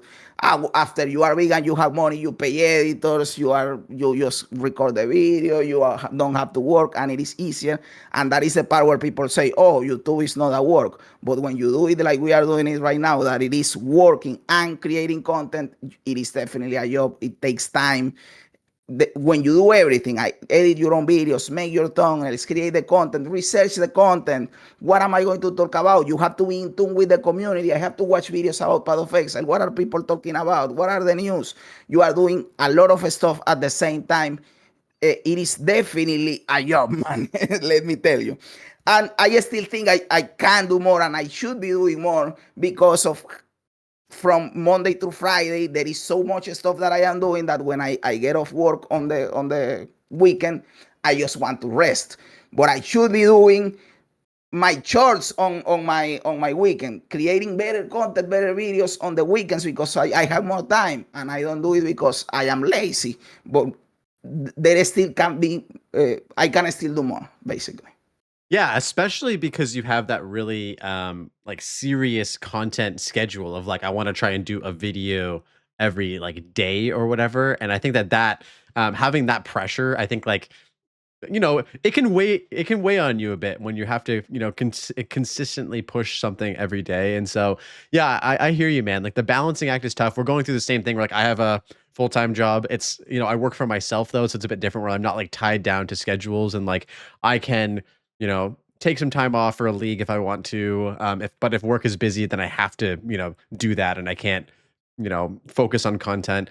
And yeah, it's tough because at the end of the day, it's like, it is, like you said, two jobs. Like doing this by yourself, it requires a lot of work. And it's not as simple as just playing video games on the internet. Like, especially if you're making a YouTube channel and you want that to grow and make content and stuff like that. Like, yeah, man. And no, I feel you on all of the things you said, bro, for sure. Yeah, yeah. I still try. It is still like I don't want it to sound like I am complaining. First of all, I am choosing to do it, and second of all, it is fun. You engage with the community, you play, you do stuff. It is cool. You talk about cool shit. You can come up with crazy things like that. City fuck the beast. Like we are still having fun, But it is a grind. It is just it is a fun grind. Oh, dude, it's awesome. And I think that for me personally, it aligns a lot with like what I enjoy out of my own job, like my main job, where like I am an entrepreneur, I have my own business, and I've talked about this on the podcast quite a bit, but you kind of get what you put in, and you do have to put in way more work. It's a lot simpler to have a 9 to 5, you clock in, you clock out, you go home and you don't think about work anymore.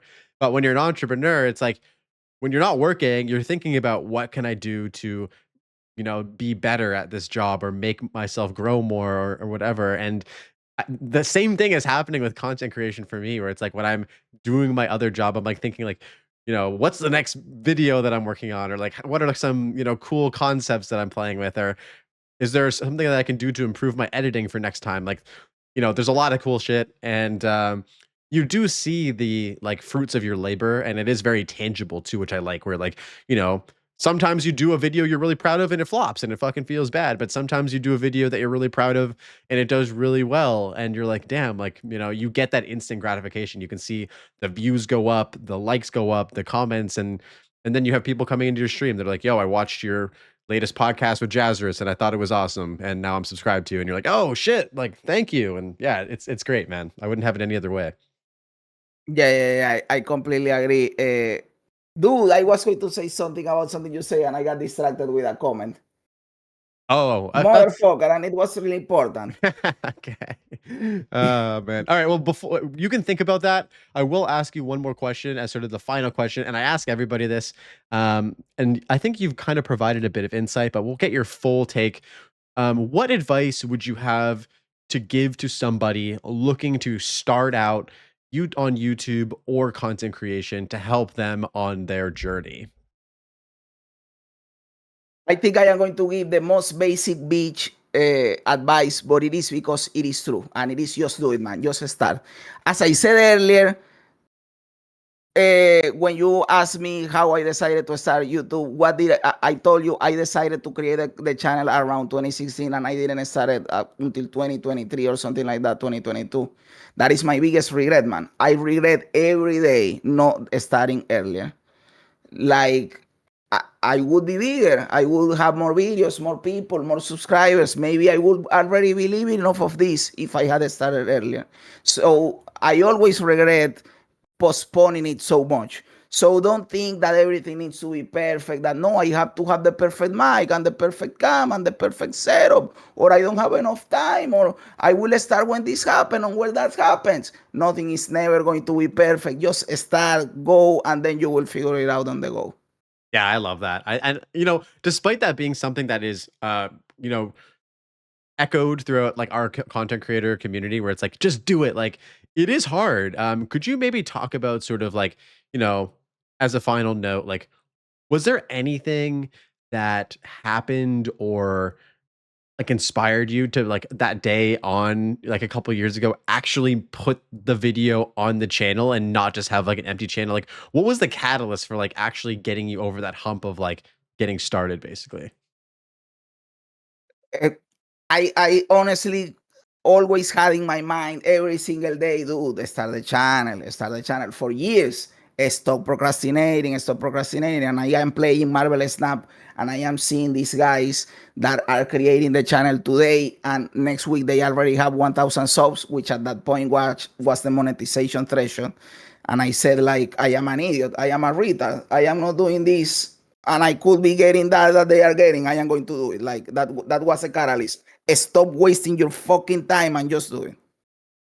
That's totally fair. Yeah, I mean, that's how I feel about a lot of shit, like quitting smoking or like, you know, exercising more or like eating better and stuff like that. It's always in your head, but it's always like you can think about it for so many days or months, weeks or months or years, but that is the hardest thing to do in life is just like get started. And then once you get started, you realize like, oh, this isn't so bad. All of the anxiety, all of the shit in your head that you cook up for reasons why you're not going to do this today fly out the window and you're like, oh, this is actually great. I'm feeling better because the weight is off my chest, and you're like improving in something new, and yeah, it just feels awesome. So totally agree. All right, man, at this point in time we're just going to get you to shout yourself out. Where can we find you and what are you going to be working on in the future? So I have obviously the Jazzarus channel where I upload videos about Path of Exile and Path of Exile 2. Sometimes I talk about something else, but honestly, I am fully focusing on Path of Exile. I also have a second channel called Jazzarus Raw where I talk about random shit that has nothing to do with Path of Exile and where I am going to probably piss you off with the stupid opinions. I also have a Discord where I am active all the time. You can join my Discord. It is in the link of my descriptions and my videos, and you can join in there and suggest videos, post, whatever to me, engage with my community.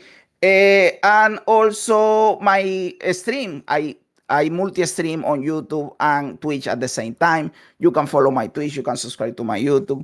And for now, the plan is keep creating content, keep playing Path of Exile, creating videos, reacting to videos, talk about the stupid shit, have fun. And yes, that is the thing. All And right. thank you so much, Blaze, by the way, for inviting me. This is awesome. Dude, you're awesome. Thank you so much for coming on today. It's been an absolute pleasure. As always, guys, the links to not only Jazzarus's main channel, but second channel will also be in the YouTube description. I didn't know that existed. So that's super cool. Best of luck with everything, brother. And we will definitely have to have you back on for another podcast in the future. Thank you guys so much for listening, and we will catch you guys in the next one. Peace out, y'all. All right, everybody, that wraps it up for this episode of the Passive Tree Podcast. If you enjoyed the video, I'd appreciate a like and subscribe for more PoE2 content. I have a bunch more episodes of the podcast lined up with some really great guests, so keep your eyes peeled for that. If you're interested in supporting the podcast and the channel, consider supporting through Patreon. There's a link in the video description. A special shout out to Kevin F. for supporting this channel. I appreciate you. Thank you. And until next time, happy blasting, and I'll see you in the next one. Peace.